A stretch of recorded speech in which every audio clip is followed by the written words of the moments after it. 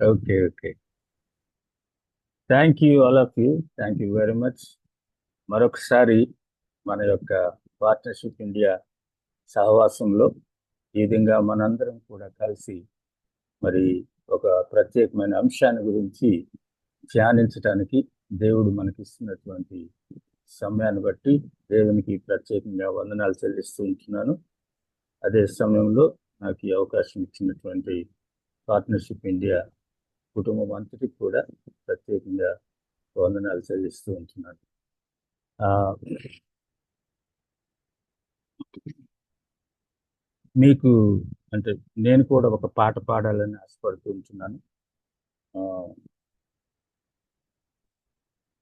మీరందరూ పాడుతూ ఉంటున్నప్పుడు నేను కూడా పాడాలని ఆశపడుతున్నాను. ఓకే. ఇది ఈ పాట నేను పాడేటువంటి పాట ఆ, దేవరాజు గారు రాసినటువంటి జక్కి దేవరాజు గారు. ఇది విశ్వాస లోకాన్ని మేల్కొల్పుతూ రాసేటువంటి పాట. విశ్వాసులను ఒక్కోసారి మనము ఇతరులను బ్లేమ్ చేస్తూ ఉంటాము. మనలను మనం సరి చేసుకోవటానికి ఇష్టపడం. అలాంటి సమయంలో ఈ పాట చక్కని అర్థంతో కూడినటువంటిది. దీన్ని మనం ఈరోజు పాడుకొని దాంట్లో ఉన్నటువంటి అర్థాన్ని గ్రహించటానికి ప్రయత్నం చేద్దాం. ఓకే.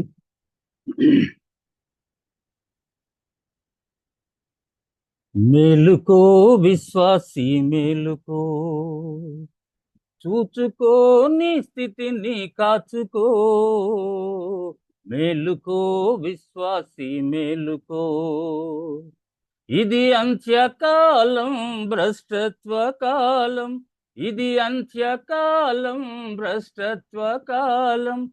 ఇహలోక మాలిన్యం దూరపరచుకో, మదిలోని మురికినంత కడిగి వేసికో. మేలుకో విశ్వాసి మేలుకో, చూచుకో నీ స్థితిని కాచుకో. మేలుకో విశ్వాసి మేలుకో, నిన్ను గూర్చి సేవ గూర్చి జాగ్రత్త. మంద యొక్క సాక్ష్యమెంతో జాగ్రత్త. నిన్ను గూర్చి సేవ గూర్చి జాగ్రత్త. మంద యొక్క సాక్ష్యమెంతో జాగ్రత్త. విశ్వాసము లేని దుష్ట హృదయము, చేదు వేరు నీవేనేమో చూడు జాగ్రత్త. విశ్వాసము లేని దుష్ట హృదయము, చేదు వేరు నీవేనేమో చూడు జాగ్రత్త. మేలుకో విశ్వాసి మేలుకో, చూచుకో నీ స్థితిని కాచుకో. మేలుకో విశ్వాసి మేలుకో. గొర్రె ఎప్పుడు తోడేలు కాదురా, గొర్రె చర్మంలోనిదే మృగమురా. గొర్రె ఎప్పుడు తోడేలు కాదురా, గొర్రె చర్మంలోనిదే మృగమురా. అంతరంగ మార్పు లేని సోదరా, ఆత్మలో విమర్శను చేసి కొనుమిక. అంతరంగ మార్పు లేని సోదరా, ఆత్మలో విమర్శను చేసి కొనుమిక. మేలుకో విశ్వాసి మేలుకో, చూచుకో నీ స్థితిని కాచుకో. మేలుకో విశ్వాసి మేలుకో. స్థానంలో పరిశుద్ధత చాలునా, స్థితి అందలి పరిశుద్ధత కోరవా. స్థానంలో పరిశుద్ధత చాలునా, స్థితి అందలి పరిశుద్ధత కోరవా. వ్యక్తిగత పరిశుద్ధత వీడితే, వృద్ధి లేక వ్యర్థుడవై వ్యసన పడదవు. వ్యక్తిగత పరిశుద్ధత వీడితే, వృద్ధి లేక వ్యర్థుడవై వ్యసన పడదవు. మేలుకో విశ్వాసి మేలుకో, చూచుకో నీ స్థితిని కాచుకో. మేలుకో విశ్వాసి మేలుకో. ప్రేమ లేక పరిశుద్ధత కలుగునా, ధర్మశాస్త్ర సారమే ప్రేమ గదా. ప్రేమ లేక పరిశుద్ధత కలుగునా, ధర్మశాస్త్ర సారమే ప్రేమ గదా. ప్రేమ లేక ద్వేషింపబూనితే, క్రీస్తు ప్రేమ సిలువలో వ్యర్థమే గదా. ప్రేమ లేక ద్వేషింపబూనితే, క్రీస్తు ప్రేమ సిలువలో వ్యర్థమే గదా. మేలుకో విశ్వాసి మేలుకో. చూచుకో నీ స్థితిని కాచుకో. మేలుకో విశ్వాసి మేలుకో. ఇది అంత్యకాలం భ్రష్టత్వ కాలం, ఇది అంత్యకాలం భ్రష్టత్వ కాలం. ఇహలోక మాలిన్యం దూరపరచుకో, మదిలోని మురికినంత కడిగి వేసుకో. మేలుకో విశ్వాసి మేలుకో. చూచుకో నీ స్థితిని కాచుకో. మేలుకో విశ్వాసి మేలుకో. Thank you. ఓకే, ఈరోజు ఒక ప్రత్యేకమైనటువంటి అంశాన్ని మనము ధ్యానించబోతున్నాము. మనము అంటే మీరు ఆల్రెడీ చూసినటువంటి రీతిగా సంఘాలు ఎందుకు మరి ఉజ్జీవింపబడలేకపోతూ ఉంటున్నవి, ఎందుకు సంఘాల్లో ఉజ్జీవము చూడలేకపోతూ ఉంటున్నాము. ఈ ప్రశ్న మరి మన సంఘాల్లో మనం వేసుకుంటున్నప్పుడు ఇక్కడ బహుశా మరి కొంతమంది సంఘ కాపురులు కూడా ఉంటారు. మరి వాళ్ళు ఎలాంటి సమాధానం చెప్తారో నాకు తెలియదు, కానీ నిజంగా కొంతమందికి ఇలాంటి ప్రశ్న వేస్తే కష్టం అనిపిస్తుంది. మా సంఘం ఉద్యోగంలో లేదనుకుంటున్నావా అనేటువంటి ప్రశ్న, అంటే అలాంటి ఆన్సర్ రావటానికి ఆస్కారం ఉంటుంది. చాలామంది అనుకుంటుంటారు ఇదంతా ఊరికే అందరు విమర్శిస్తూ ఉంటారు మమ్మల్ని, మా సంఘంలో ఉద్యోగం లేదని. ఉద్యోగం లేకుండానే ఇన్ని సంవత్సరాలు మేము కాపురత్వం చేస్తూ ఉంటున్నామా అనేటువంటి ఇలాంటి ఆన్సర్స్ వస్తూ ఉంటాయి. అందుకని సరైనటువంటి వాక్య విధానంలో నిజంగా మన సంఘము ఉజ్జీవింపబడే సంఘంగా ఉంటుందా, లేక ఉజ్జీవము కలిగి ఉన్నటువంటి సంఘంగా ఉంటున్నదా అనేటువంటిది ఈ దినాన్ని మనము తప్పకుండా ఆలోచించవలసినటువంటి వారంగా ఉంటున్నాం. అందుకని నేను మీకు నా స్క్రీన్ షేర్ చేస్తాను. ఆ విధంగా కొన్ని విషయాలు మీకు బోధిస్తూ నేను ముందుకు వెళ్ళడానికి ప్రయత్నం చేస్తాను. ఓకే,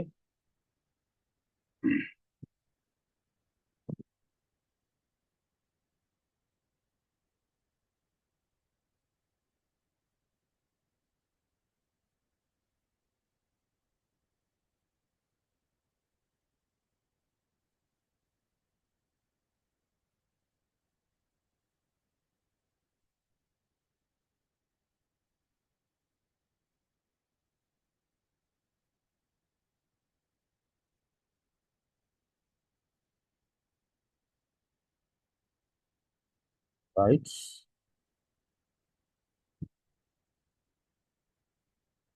ఓకే, మనకి ఇవ్వబడినటువంటి అంశం రివైవల్ ఆఫ్ క్రిస్టియన్ చర్చెస్, క్రైస్తవ సంఘాల ఉజ్జీవం అనేటువంటి అంశాన్ని మనం చూస్తూ ఉంటున్నాము.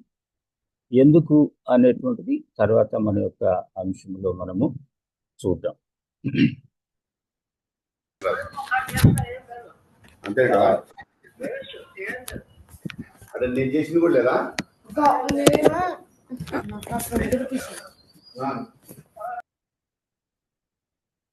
మీ దయచేసి మీరందరూ కూడా మ్యూట్లో ఉండాలని, మీరు జాయిన్ అయినప్పుడు మ్యూట్లోనే జాయిన్ అవ్వండి దయచేసి. ఓకే, ఇక్కడ నేను కొన్ని ఫొటోస్ పెట్టాను. ఫస్ట్ మీరు ఈ ఫొటోస్ గురించి ఆలోచించండి. ఇక్కడ మీరు చూస్తున్నటువంటి ఫొటోస్ ఏమి తెలియజేస్తూ ఉంటున్నవి?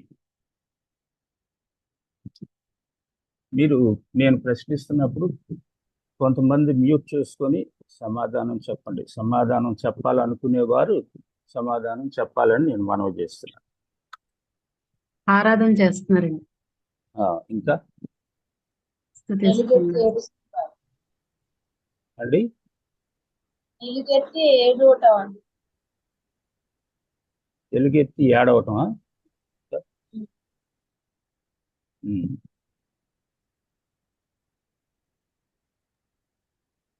దేవుని ఇంకెవరన్నా కీర్తిస్తున్నారండి. చెప్పండి. దేవుని కీర్తిస్తున్నారు. పాటలతో ఆయన్ని భక్తి చేస్తున్నారు. హృదయాన్ని కుమ్మరించటం.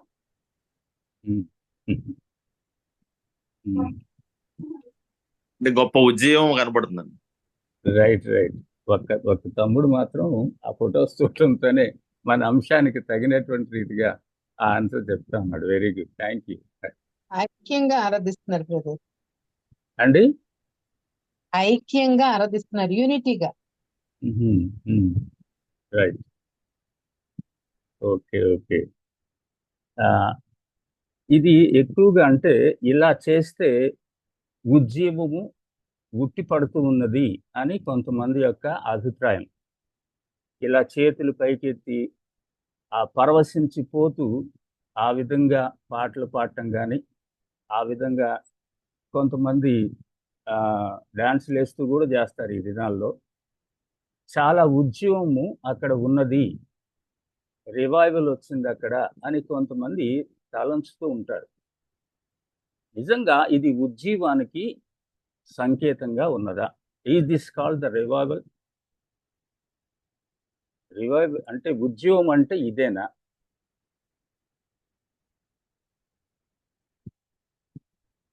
ఆలోచించండి.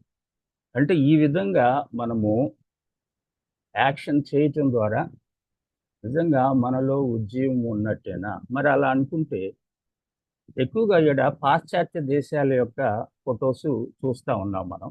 అంటే మన దేశం కాదు, ఇతర దేశాలు. వాళ్ళని చూసే మనం కూడా నేర్చుకున్నాము. వాళ్ళని చూసే మనం కూడా ఈ విధమైనటువంటి రీతిగా ఆరాధించాలి అనేటువంటిది మనం నేర్చుకున్నాం. మనకు తెలియదు ఇదివరకు. మనం చక్కగా కూర్చొని దేవుణ్ణి ఒక సమయంలో ఒక పద్ధతి ప్రకారము ఆయన్ని పాటల ద్వారా ఆరాధించటము, ఆ తర్వాత మాటల ద్వారా ఆరాధించటము, అంతేకాకుండా బయట జీవితం కూడా ఆయనకి ఆరాధనకు వీలుగా ఉండేటట్లు జీవిస్తున్నటువంటి విధానాన్ని ఇదివరకటి దినాల్లో మన తాతల సమయంలో చూసేవారు. కానీ ఇప్పుడు అలా లేదు, పరిస్థితులన్నీ మారిపోయినాయి. ఇలా ఎగిరితేనే, ఈ విధంగా చేతులు పైకెత్తి కేకలేస్తేనే అది రివైవల్ అనుకునేటువంటి పరిస్థితులు ఈ దినాల్లో చాలా సంఘాల్లో చూస్తూ ఉన్నాం. కొన్ని సంఘాలు అలా లేకపోతే వాళ్ళకి ఉద్యోగమే లేదు అనేటువంటి ఆ విధంగా మాట్లాడటం కూడా మనం చూస్తూ ఉంటాం. అందుకనే చాలా అంటే సంఘాల్లో ఉన్నటువంటి విషయాలను చక్కగా అర్థం చేసుకునేటువంటి రీతిలో మీతో మాట్లాడాలని చెప్పి నేను ఆశపడుతూ ఉంటున్నాను. మనలను మనము మోసం చేసుకోకూడదు ఎప్పుడు కూడా. వేరే వాళ్ళని చూసి మనం ఆ పోకడలో ఉండి మనలను మనము మోసం చేసుకుంటే అది క్రైస్తవ జీవిత విధానం కాదు అనేటువంటిది అర్థం చేసుకోవాలి. మొదట ఉద్యమం అనే పదం బైబిల్లో ఉందా అసలు? మీరు చెప్పండి. నేను ప్రశ్నలు వేస్తున్నప్పుడు ఎవరైనా మీరు అన్మ్యూట్ చూసుకొని చెప్పొచ్చు. ఉద్యమం అనేది బైబిల్లో ఆ పదం అసలు ఎక్కడైనా మీరు చదివారా? చదివితే చెప్పండి. ఎవరు మాట్లాడట్లేదు. నలిగిన వాడిని ఉజ్జీవపరచుటకును అనే మాట యెషయా గ్రంథంలో ఉంది. చదవండి. అది ఎక్కడున్నదో.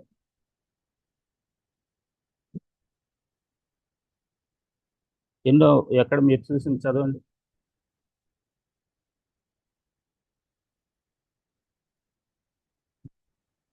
అయ్యా ఎవరో చెప్పిన వాళ్ళు చదవండి దయచేసి.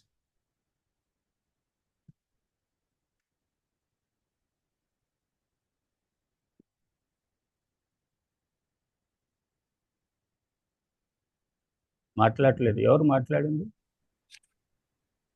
చదువుతున్నాను. చదవండి.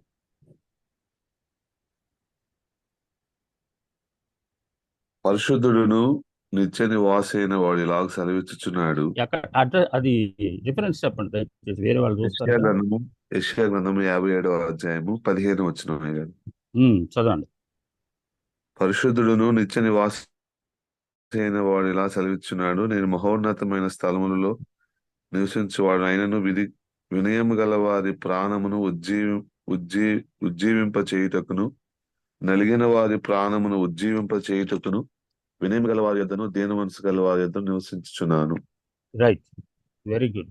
అంటే కొంతమంది గ్రహించాలా అనేటువంటి ఉద్దేశంతో నేను చెప్తూ ఉన్నాను. ఇప్పుడు ఇక్కడ నలిగిన వారిని, వినయము గల వారిని ఉజ్జీవింప చేయటము అనే పదం మనం చూస్తూ ఉన్నాం. అంటే రివైవ్ చేయటము, ఎవరిని అనేది మనం ఇక్కడ ఆలోచించవచ్చు. వాస్తవానికి ఇది మనకి తెలుగులో ఈ విధంగా మనం చదువుతూ ఉంటున్నప్పుడు మనం బైబిల్లో ఉజ్జీవము అనే మాట చూడం, కానీ ఇక్కడ ఉజ్జీవింప చేయుటకు అనేటువంటి చూస్తున్నప్పుడు దేవుని యొక్క సందేశము మొదటి నుండి కూడా, అనగా తన ప్రజలు మొదటిగా ఆదాం దగ్గర నుంచి చూసినట్లయితే పాపం చేసినప్పుడు వారిని తిరిగి మరలా మొదటి స్థితికి, అనగా పరిశుద్ధమైనటువంటి స్థితికి తీసుకొని రావటం కొరకు దేవుడు ఏ విధంగా తన ప్రణాళికను రచించి ఉంటున్నాడు, ఏ విధంగా వారితో మాట్లాడుతూ వస్తూ ఉంటున్నాడు అనేది చూస్తుంటున్నప్పుడు ఆది కాండము నుంచి ప్రకటన గ్రంథం వరకు తిరిగి తన యొక్క ప్రజలను తన సహవాసములోనికి తీసుకొని రావటం కొరకు ఏ విధమైన ప్రణాళికలు చేశాడు అనేటువంటిదే ఉజ్జీవానికి సూచనగా మనం చూస్తూ ఉంటాం. ఇప్పుడు ఆ సార్ చదివినటువంటి రీతిగా మనం అక్కడ నలిగినటువంటి వారిని, అక్కడ అంటే బ్యాక్గ్రౌండ్ చూడాలి మనం, ఎవరికి ఉజ్జీవము కావాలి అనేటువంటి చూద్దాం మనం. ఇప్పుడు ఉజ్జీవం అంటే ఏంటి అసలు అనేది, దీని యొక్క మరి బ్యాక్గ్రౌండ్ గురించి ఆలోచిస్తూ ఉంటున్నప్పుడు ఈ పదం ఎక్కడి నుంచి వచ్చింది, దీని మూల పదం ఏంటంటే వివిఫికా అనేటువంటి ఒక లాటిన్ వర్డ్ నుంచి వచ్చినట్టు. అంటే ఆ మాటకు వస్తే చాలా పదాలు మనం, అంటే గ్రీక్ పదాలు ఉంటాయి, హీబ్రూ పదాలు ఉంటాయి. హీబ్రూ నుంచి గ్రీక్లోనికి ఓల్డ్ టెస్ట్మెంట్ కానీ న్యూ టెస్ట్మెంట్ కానీ, మరి న్యూ టెస్ట్మెంట్ ఆల్రెడీ గ్రీక్లో రాయబడింది కాబట్టి దాన్ని ట్రాన్స్లేట్ చేయడం జరిగినటువంటిది, తర్జుమా చేయడం. అలాంటప్పుడు గ్రీక్ పదాలు ఎక్కువగా లాటిన్ నుంచి తీసుకున్నటువంటి మూల పదాలుగా కనిపిస్తూ ఉంటాయి అన్నమాట. అందుకనే రివైవ్ అనేటువంటి ఇంగ్లీష్ పదము వివిఫికా అనేటువంటి ఒక లాటిన్ పదం నుంచి వచ్చినట్టు. ఆ లాటిన్ పదానికి అర్థం ఏంటి అని అంటున్నప్పుడు to live, to return. Live అనేటువంటి మాట లైఫ్ అనేటువంటి మాటను కూడా సూచిస్తూ ఉంటుంది. జీవించటము లేదా ఉజ్జీవము అంటే తిరిగి జీవము పొందటము అనేటువంటి. టు రిటర్న్ వెనక్కి తిరిగి రావటము. టు రీఅవేకన్ మేలుకొల్పటం, మరలా మేలుకొల్పటం. టు బ్రింగ్ లైఫ్ అగైన్ మరలా తిరిగి జీవము పొందటము.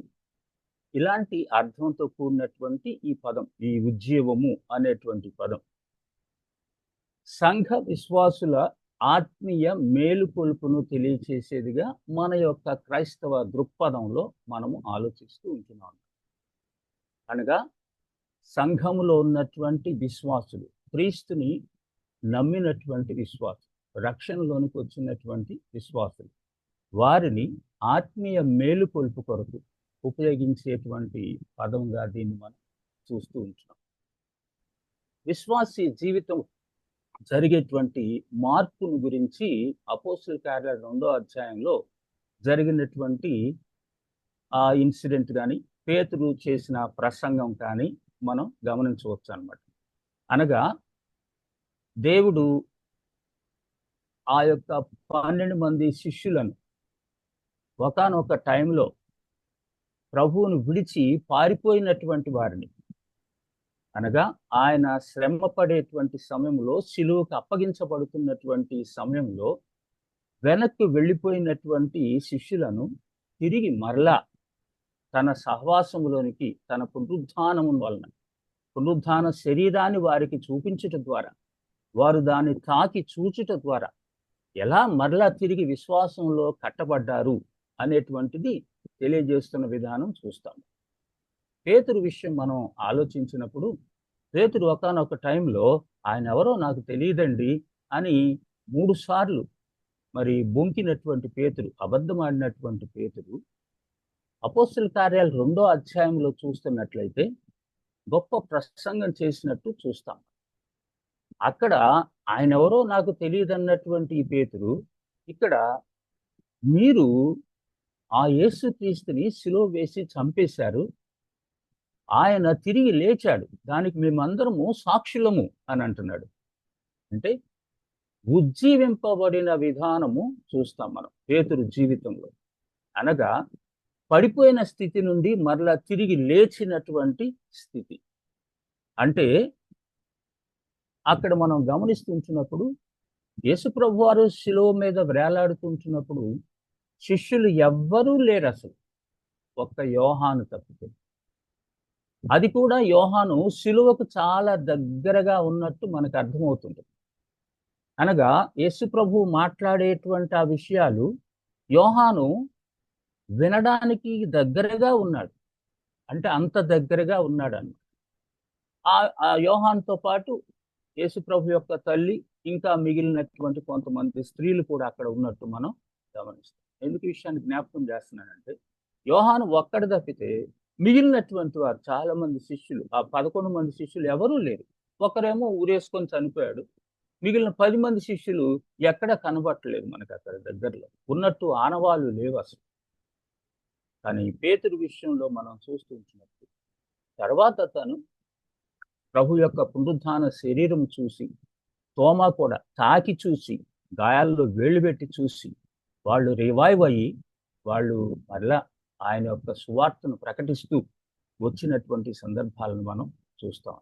కాబట్టి తిరిగి మరలా జీవము పొందటం అంటే మరణకరమైనటువంటి స్థితిలో ఉంటున్నప్పుడు ఆయన పునరుద్ధాన శక్తిని బట్టి, పునరుద్ధాన శరీరాన్ని చూచుట ద్వారా తిరిగి వాళ్ళు మరలా జీవాన్ని పొందినటువంటి విషయాన్ని చూస్తూ ఉంటాం.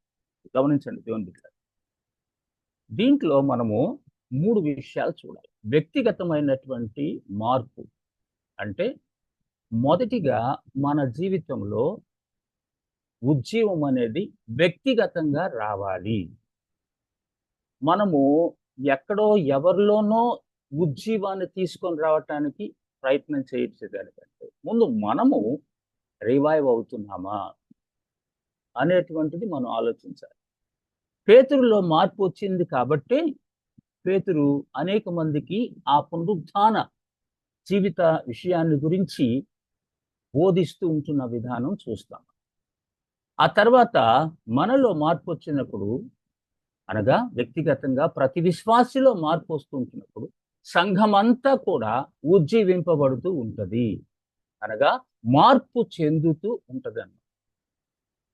ఆ తర్వాత ఎప్పుడైతే సంఘం అంతా మార్పు చెంది ఉంటున్నదో, మార్పుని ఆశించేటువంటి సంఘముగా ఉంటున్నదో, మనమే సమాజంలో ఉంటాం కాబట్టి సమాజముగా కూడా మార్పును ఆశించేటువంటి వారముగా ఉంటాం. సత్యాన్ని గుర్తించండి. మొదటిగా వ్యక్తిగతంగా మనలో మార్పు రావాలా. ఆ మాటకు వస్తే కుటుంబముగా, మీ కుటుంబంలో ఏ దినముకు ఆ దినము ఉజ్జీవింపబడేటువంటి రీతిగా ఉండాలి. దట్ ఇట్ మీన్స్ మార్పు చెందుతూ ఉండాలి. క్రీస్తులో దినదినము ఎదుగుచూ ఉండాలి. క్రీస్తు యొక్క స్వరూప స్వభావాల్లోనికి దినదినము మార్చబడుతూ ఉండాలి. అప్పుడు సంఘముగా కూడా మనందరం కూడా సంఘముగా కూడుకుంటాం, సహవాసంగా కూడుకుంటూ ఉంటాం. కాబట్టి అక్కడ కూడా ఇదే మార్పును చూస్తాం. అన్ని కుటుంబాల్లో మార్పు వస్తుంది. సంఘముగా కూడుకుంటున్నప్పుడు అన్ని కుటుంబాల్లో మార్పు వస్తుంది. అందరం కూడా ఒకే విధమైనటువంటి రీతిగా క్రీస్తులో ఎదుగుటను ఆశిస్తూ ఉంటాం కాబట్టి ఆ సంఘము దినదినము ఉజ్జీవము కలిగినటువంటి సంఘంగా కనిపిస్తుంది. మనం ఎప్పుడైతే ఆ విధంగా సంఘముగా దేవునిలో ఎదుగుచూ ఉంటామో, మార్పు కలిగి ఉంటామో, సమాజంలో కూడా మార్పుని ఆశించేటువంటి వారముగా ఇది గమనించాలి. హృదయాలు వెలిగింపబడుట అనేటువంటిది ప్రకటన గ్రంథంలో 2వ అధ్యాయంలో ఉన్నటువంటి విషయాన్ని బట్టి అర్థం చేసుకోవచ్చు. మనం అంటే ఉద్యమం అంటే ఏంటి అనేటువంటి దాని గురించి ఆలోచిస్తున్నాం. మనం హృదయాలు తిరిగి వెలిగించబడటం. దయచేసి ఎవరైనా కానీ ప్రకటన గ్రంథం 2వ అధ్యాయము 4-5 వచనాలు చదవండి.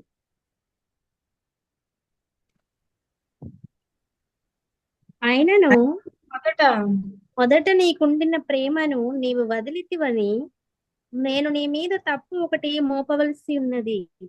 నీవు ఏ స్థితిలో నుండి పడితివో అది జ్ఞాపకం చేసుకొని మారు మనస్సు పొంది ఆ మొదటి క్రియలను చేయము. అట్లు చేసి నీవు మారు మనస్సు పొందితేనే సరి. లేని ఎడల నేను నీ యొద్దకు వచ్చి నీ దీపస్తంభమును దాని చోట నుండి తీసివేతును. రైట్. ఈ మాటలు మనం చదువుతుంటున్నప్పుడు మనకేమని అర్థమవుతుందని అంటే, మొదటి స్థితి నీవు మొదట నీకుండిన ప్రేమను నీవు వదిలితివని నేను నీ మీద తప్పు ఒకటి మోపవలసి ఉన్నది. ఇక్కడ మనం చూస్తున్నప్పుడు ఎఫెస్సి సంఘములో ఉన్నటువంటి సంఘపు దూతకు రాయండి అని అంటున్నాడు. ఇలాగు వ్రాయము అంటున్నాడు. ఎఫెస్సులో ఉన్న సంఘపు దూత అంటే ఆ సంఘాన్ని రిప్రజెంట్ చేస్తున్నటువంటి వారు అని అంటే ఆ సంఘానికి బాధ్యత వహిస్తున్నటువంటి వారు. ఆ వారికి ఈ విధంగా అంటే సంఘం మొత్తం కూర్చున్నటువంటి అవగాహన అన్నమాట. సంఘం మొత్తం అంటే వారి ద్వారా తెలియచేయండి సంఘానికి. ఆ సంఘము స్థితి ఎలా ఉన్నదంటే గమనించండి. మొదట నీకుండిన ప్రేమను నీవు వదిలితివి అంటే బ్యాక్ స్లైడ్ అయ్యింది. దట్ ఇట్ మీన్స్ మనమే సంఘం అనుకుంది. మనము బ్యాక్ స్లైడ్ అయ్యాం అంటే విశ్వాసము నుండి తొలగిపోయాము లేదా కొంత వెనకడుగు వేశాము. అయితే గమనించండి, నేను నీ మీద తప్పు ఒకటి మోపవలసింది. ఏంటా తప్పు? నువ్వు మొదట నీకుండినటువంటి ప్రేమ నుండి తగ్గిపోయావు. మనం కూడా చాలాసార్లు మన జీవితంలో మారు మనసు పొందినటువంటి క్రొత్తలో మనము దేవుని ఎలాంటి ఆశ కలిగి ఉంటామో కొన్ని దినాల తర్వాత, కొన్ని నెలల తర్వాత, కొన్ని సంవత్సరాల తర్వాత కొద్ది పేలవంగా తయారవుతుంది. వాక్యము మొదట చదివినంత ఆసక్తిగా చదవం. వాక్యము మొదట చదివినంత రెగ్యులర్గా చదవం. ఆ విధంగా చిన్నగా వెనకపడిపోయేటువంటి ప్రమాదం ఉన్నది. దేవుని ప్రేమిస్తున్నట్టు ఉంటాం కానీ ఆ ప్రేమలో తగ్గిపోయిన స్థితి కనిపిస్తాం. అంటే గమనించండి, మనలో జీవము తగ్గిపోతూ ఉంటున్నది. అందుకని ఇక్కడ ఏమంటాడంటే, అయా మొదటి స్థితిని నువ్వు కొంత దిగజార్చుకున్నావు. ఇప్పుడు ఏమంటున్నాడు? ఒక హెచ్చరిక ఇస్తున్నాడు అనమాట. దట్ ఇట్ మీన్స్ ఉజ్జీవానికి పిలుస్తూ ఉన్నాడు. నువ్వు వెనక్కి తిరిగి రా, లేకపోతే నువ్వు మరలా కంప్లీట్గా వెనక్కి వెళ్ళిపోతావు. ఇప్పటికైనా వచ్చేయి. అది ఇక్కడ మనం చూసినప్పుడు నీవు ఏ స్థితిలో నుంచి పడితివో, బ్యాక్ స్లైడ్, ఏ స్థితిలో నుంచి పడితివో అది జ్ఞాపకం చేసుకొని మారు మనసు పొంది ఆ మొదటి క్రియలను చేయుము. ఆ మొదటి క్రియలు అంటే ఎలాంటి ఆసక్తిగా ఉన్నావు మొదట్లో నువ్వు దేవుని వాక్యం పట్ల, దేవుని పరిశుద్ధత పట్ల, నీ జీవితాన్ని ఎలా పరిశుద్ధంగా ఉంచుకోవటానికి ఇష్టపడేదానివి, ఆ మొదటి క్రియలను చేయము. అట్లు చేసి నీవు మారు మనసు పొందితేనే సరి.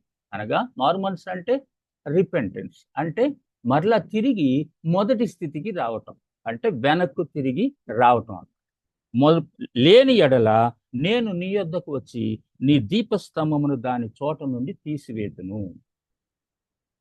నేను 10th క్లాస్లో ఉంటున్నప్పుడు మారు మనసు పొందాను. 72వ సంవత్సరంలో నేను నర్సరావుపేటలో లూథరన్ హై స్కూల్లో చదువుతూ ఉండేవాడిని. అప్పుడు ఒక యూత్ మీటింగ్లో నా జీవితాన్ని ప్రభువుకి సమర్పించుకున్నాను. అయితే నేను ఇంటర్మీడియట్ అంతా అయిపోయిన తర్వాత ఇంటర్మీడియట్ ఫెయిల్ అయ్యాను నేను. దాని కొరకు నేను మళ్ళా ఎగ్జామ్స్ రాసేటువంటి టైం ఉంటుంది కాబట్టి నేను మా అంకుల్ దగ్గర ల్యాబ్ టెక్నీషియన్గా చిలకలూరుపేటలో పనిచేస్తూ ఉండేవాడిని. అయితే అది ఏదో 2-3 నెలలు అని అనుకుంటే 5 సంవత్సరాలు అక్కడే ఉండిపోయాను. ఈ 5 సంవత్సరాల్లో నేను బ్యాక్ స్లైడ్ అయిపోయాను. అయితే నేను ప్రార్థన చేస్తూ ఉండేవాడిని, ప్రభువా నీ చిత్తం అయితే నన్ను ఈ యొక్క నరక కోపం నుండి బయటకు తీసుకొని అప్పుడు నేను నీకు మళ్ళా నా జీవితాన్ని సమర్పించుకునే అవకాశం నాకు దొరుకుతుంది. ఇక్కడ నేను ఆ విధంగా ఉండలేకపోతుంది, పరిస్థితులు ఆ విధంగా రావట్లేదు నాకు అని ఇట్లా నేను ప్రార్థన చేస్తూ ఉండేవాడిని.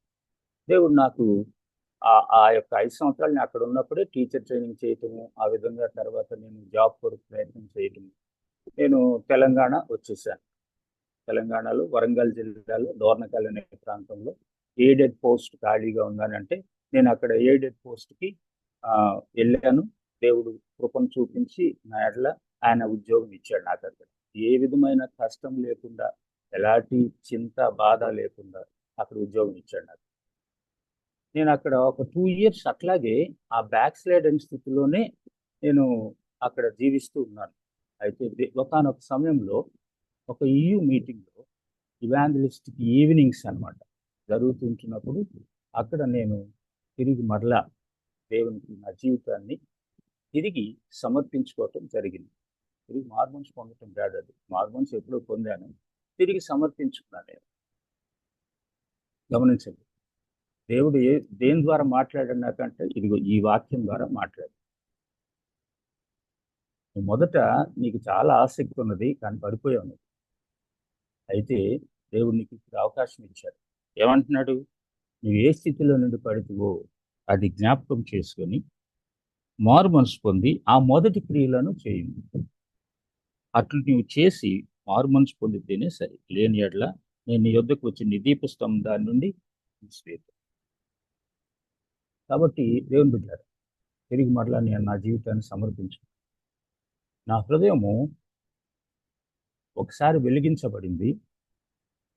పాప జీవితాన్ని బట్టి మరలా చీకటిలోనికి వెళ్ళిపోయే పరిస్థితి ఏర్పడింది.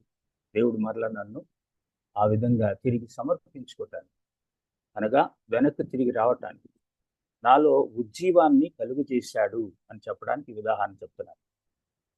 కాబట్టి గమనించండి, దేవుని యొద్దకు మరలు కొనుట, తిరిగి రావటము దినవృత్తాంతాల్లో చూడండి. అదంతా చదవనక్కర్లేదు. మనం 2వ దినవృత్తాంతాల్లో 7వ అధ్యాయము 14 నుంచి 22 వరకు మీరు చదివితే అక్కడ 12వ వచనం చదవండి దయచేసి.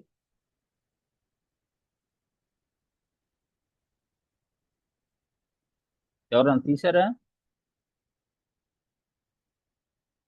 దయచేసి త్వరగా. నా పేరు పెట్టబడిన నా జనులు తమను తాము తగ్గించుకుని ప్రార్థన చేసి నన్ను ఎదుకి తమ చెడు మార్గములను విడిచిన వెడల ఆకాశము నుండి నేను వారి ప్రార్థనను విని వారి పాపమును క్షమించి వారి దేశమును ఇద్దరు చదువుతున్నారు, ఎవరో చదువుతుంది మళ్ళా ఒకరు చదువుతున్నారు కదా, చదవండి అమ్మా. చదివేశారా? తలమందు చేయబడు ప్రార్థన మీద నా కన్ను దృష్టి నిలుచును, నా చెవులు దానిని ఆలకించును. నా పేరు ఈ మందిరమునకు మనకి కావాల్సింది 14వ వచనం మీరు చూస్తున్నప్పుడు, నా పేరు పెట్టబడిన నా జనులు తమను తాము తగ్గించుకొని ప్రార్థన చేసి నన్ను వెదకి తమ చెడు మార్గములను విడచిన ఎడల ఆకాశము నుండి నేను వారి ప్రార్థనను విని వారి పాపమును క్షమించి వారి దేశమును స్వస్థపరచుదును. ఇక్కడ మనము విడచిన ఎడల, చెడు మార్గములను విడచిన ఎడల ఆకాశం నుండి నేను వారి ప్రార్థన ఆలకించి, ఇక్కడ గమనిస్తున్నాం మనం. అంటే మనము దేవుణ్ణి వెదకటము, మనలను మనం తగ్గించుకోవటము, ఇది చాలా ప్రాముఖ్యమైనది. మన జీవితంలో ఉజ్జీవాన్ని ఆశించేటువంటి వాళ్ళు మనలను మనం తగ్గించుకోవటము, ఆయన వాక్యానికి విధేయత చూపటము, ఇది మరలా మరలా చూస్తాం. కాబట్టి ఇశ్రాయేలీయుల యొక్క జీవితంలో దేవుడు అనేక మార్లు ఇలా అవకాశం ఇచ్చాడు. మిమ్మల్ని మీరు తగ్గించుకొని రండి నా సన్నిధి. ఆ మొదటి అనగా పాపమును ఒప్పుకోండి, అడగండి, నన్ను క్షమించమని అడిగినప్పుడు నేను క్షమిస్తాను. మీరు మీ పాపములు ఒప్పుకుంటే నేను క్షమిస్తాను. ఇలా చాలా చోట్ల మనం చదువుతాం. అంటే ఇశ్రాయేలీయుల యొక్క జీవితంలో వారు యూదా జనాంగము కానీ ఇశ్రాయేలు జనాంగము కానీ, యూదా జనాంగము 2 గోత్రాల వాళ్ళు, మీకు తెలుసు. అంటే యూదా గోత్రము, బెన్యామీను గోత్రం. ఇశ్రాయేలు జనాంగం అంటేనేమో మిగిలిన 10 గోత్రాల వాళ్ళు అన్నమాట. సొలొమోను తర్వాత రాజ్యం 2గా విడిపోతుంది. కాబట్టి అక్కడ మనం చూస్తూ ఉంటున్నప్పుడు ఇశ్రాయేలును పరిపాలించిన రాజులు, తర్వాత యూదా దేశాన్ని, యూదా జనాంగాన్ని పరిపాలించినటువంటి రాజుల గురించి చదువుతాం మనం. ఇశ్రాయేలును పరిపాలించిన రాజుల్లో అందరూ చెడ్డవారుగా ఉన్నట్టు చూస్తాం.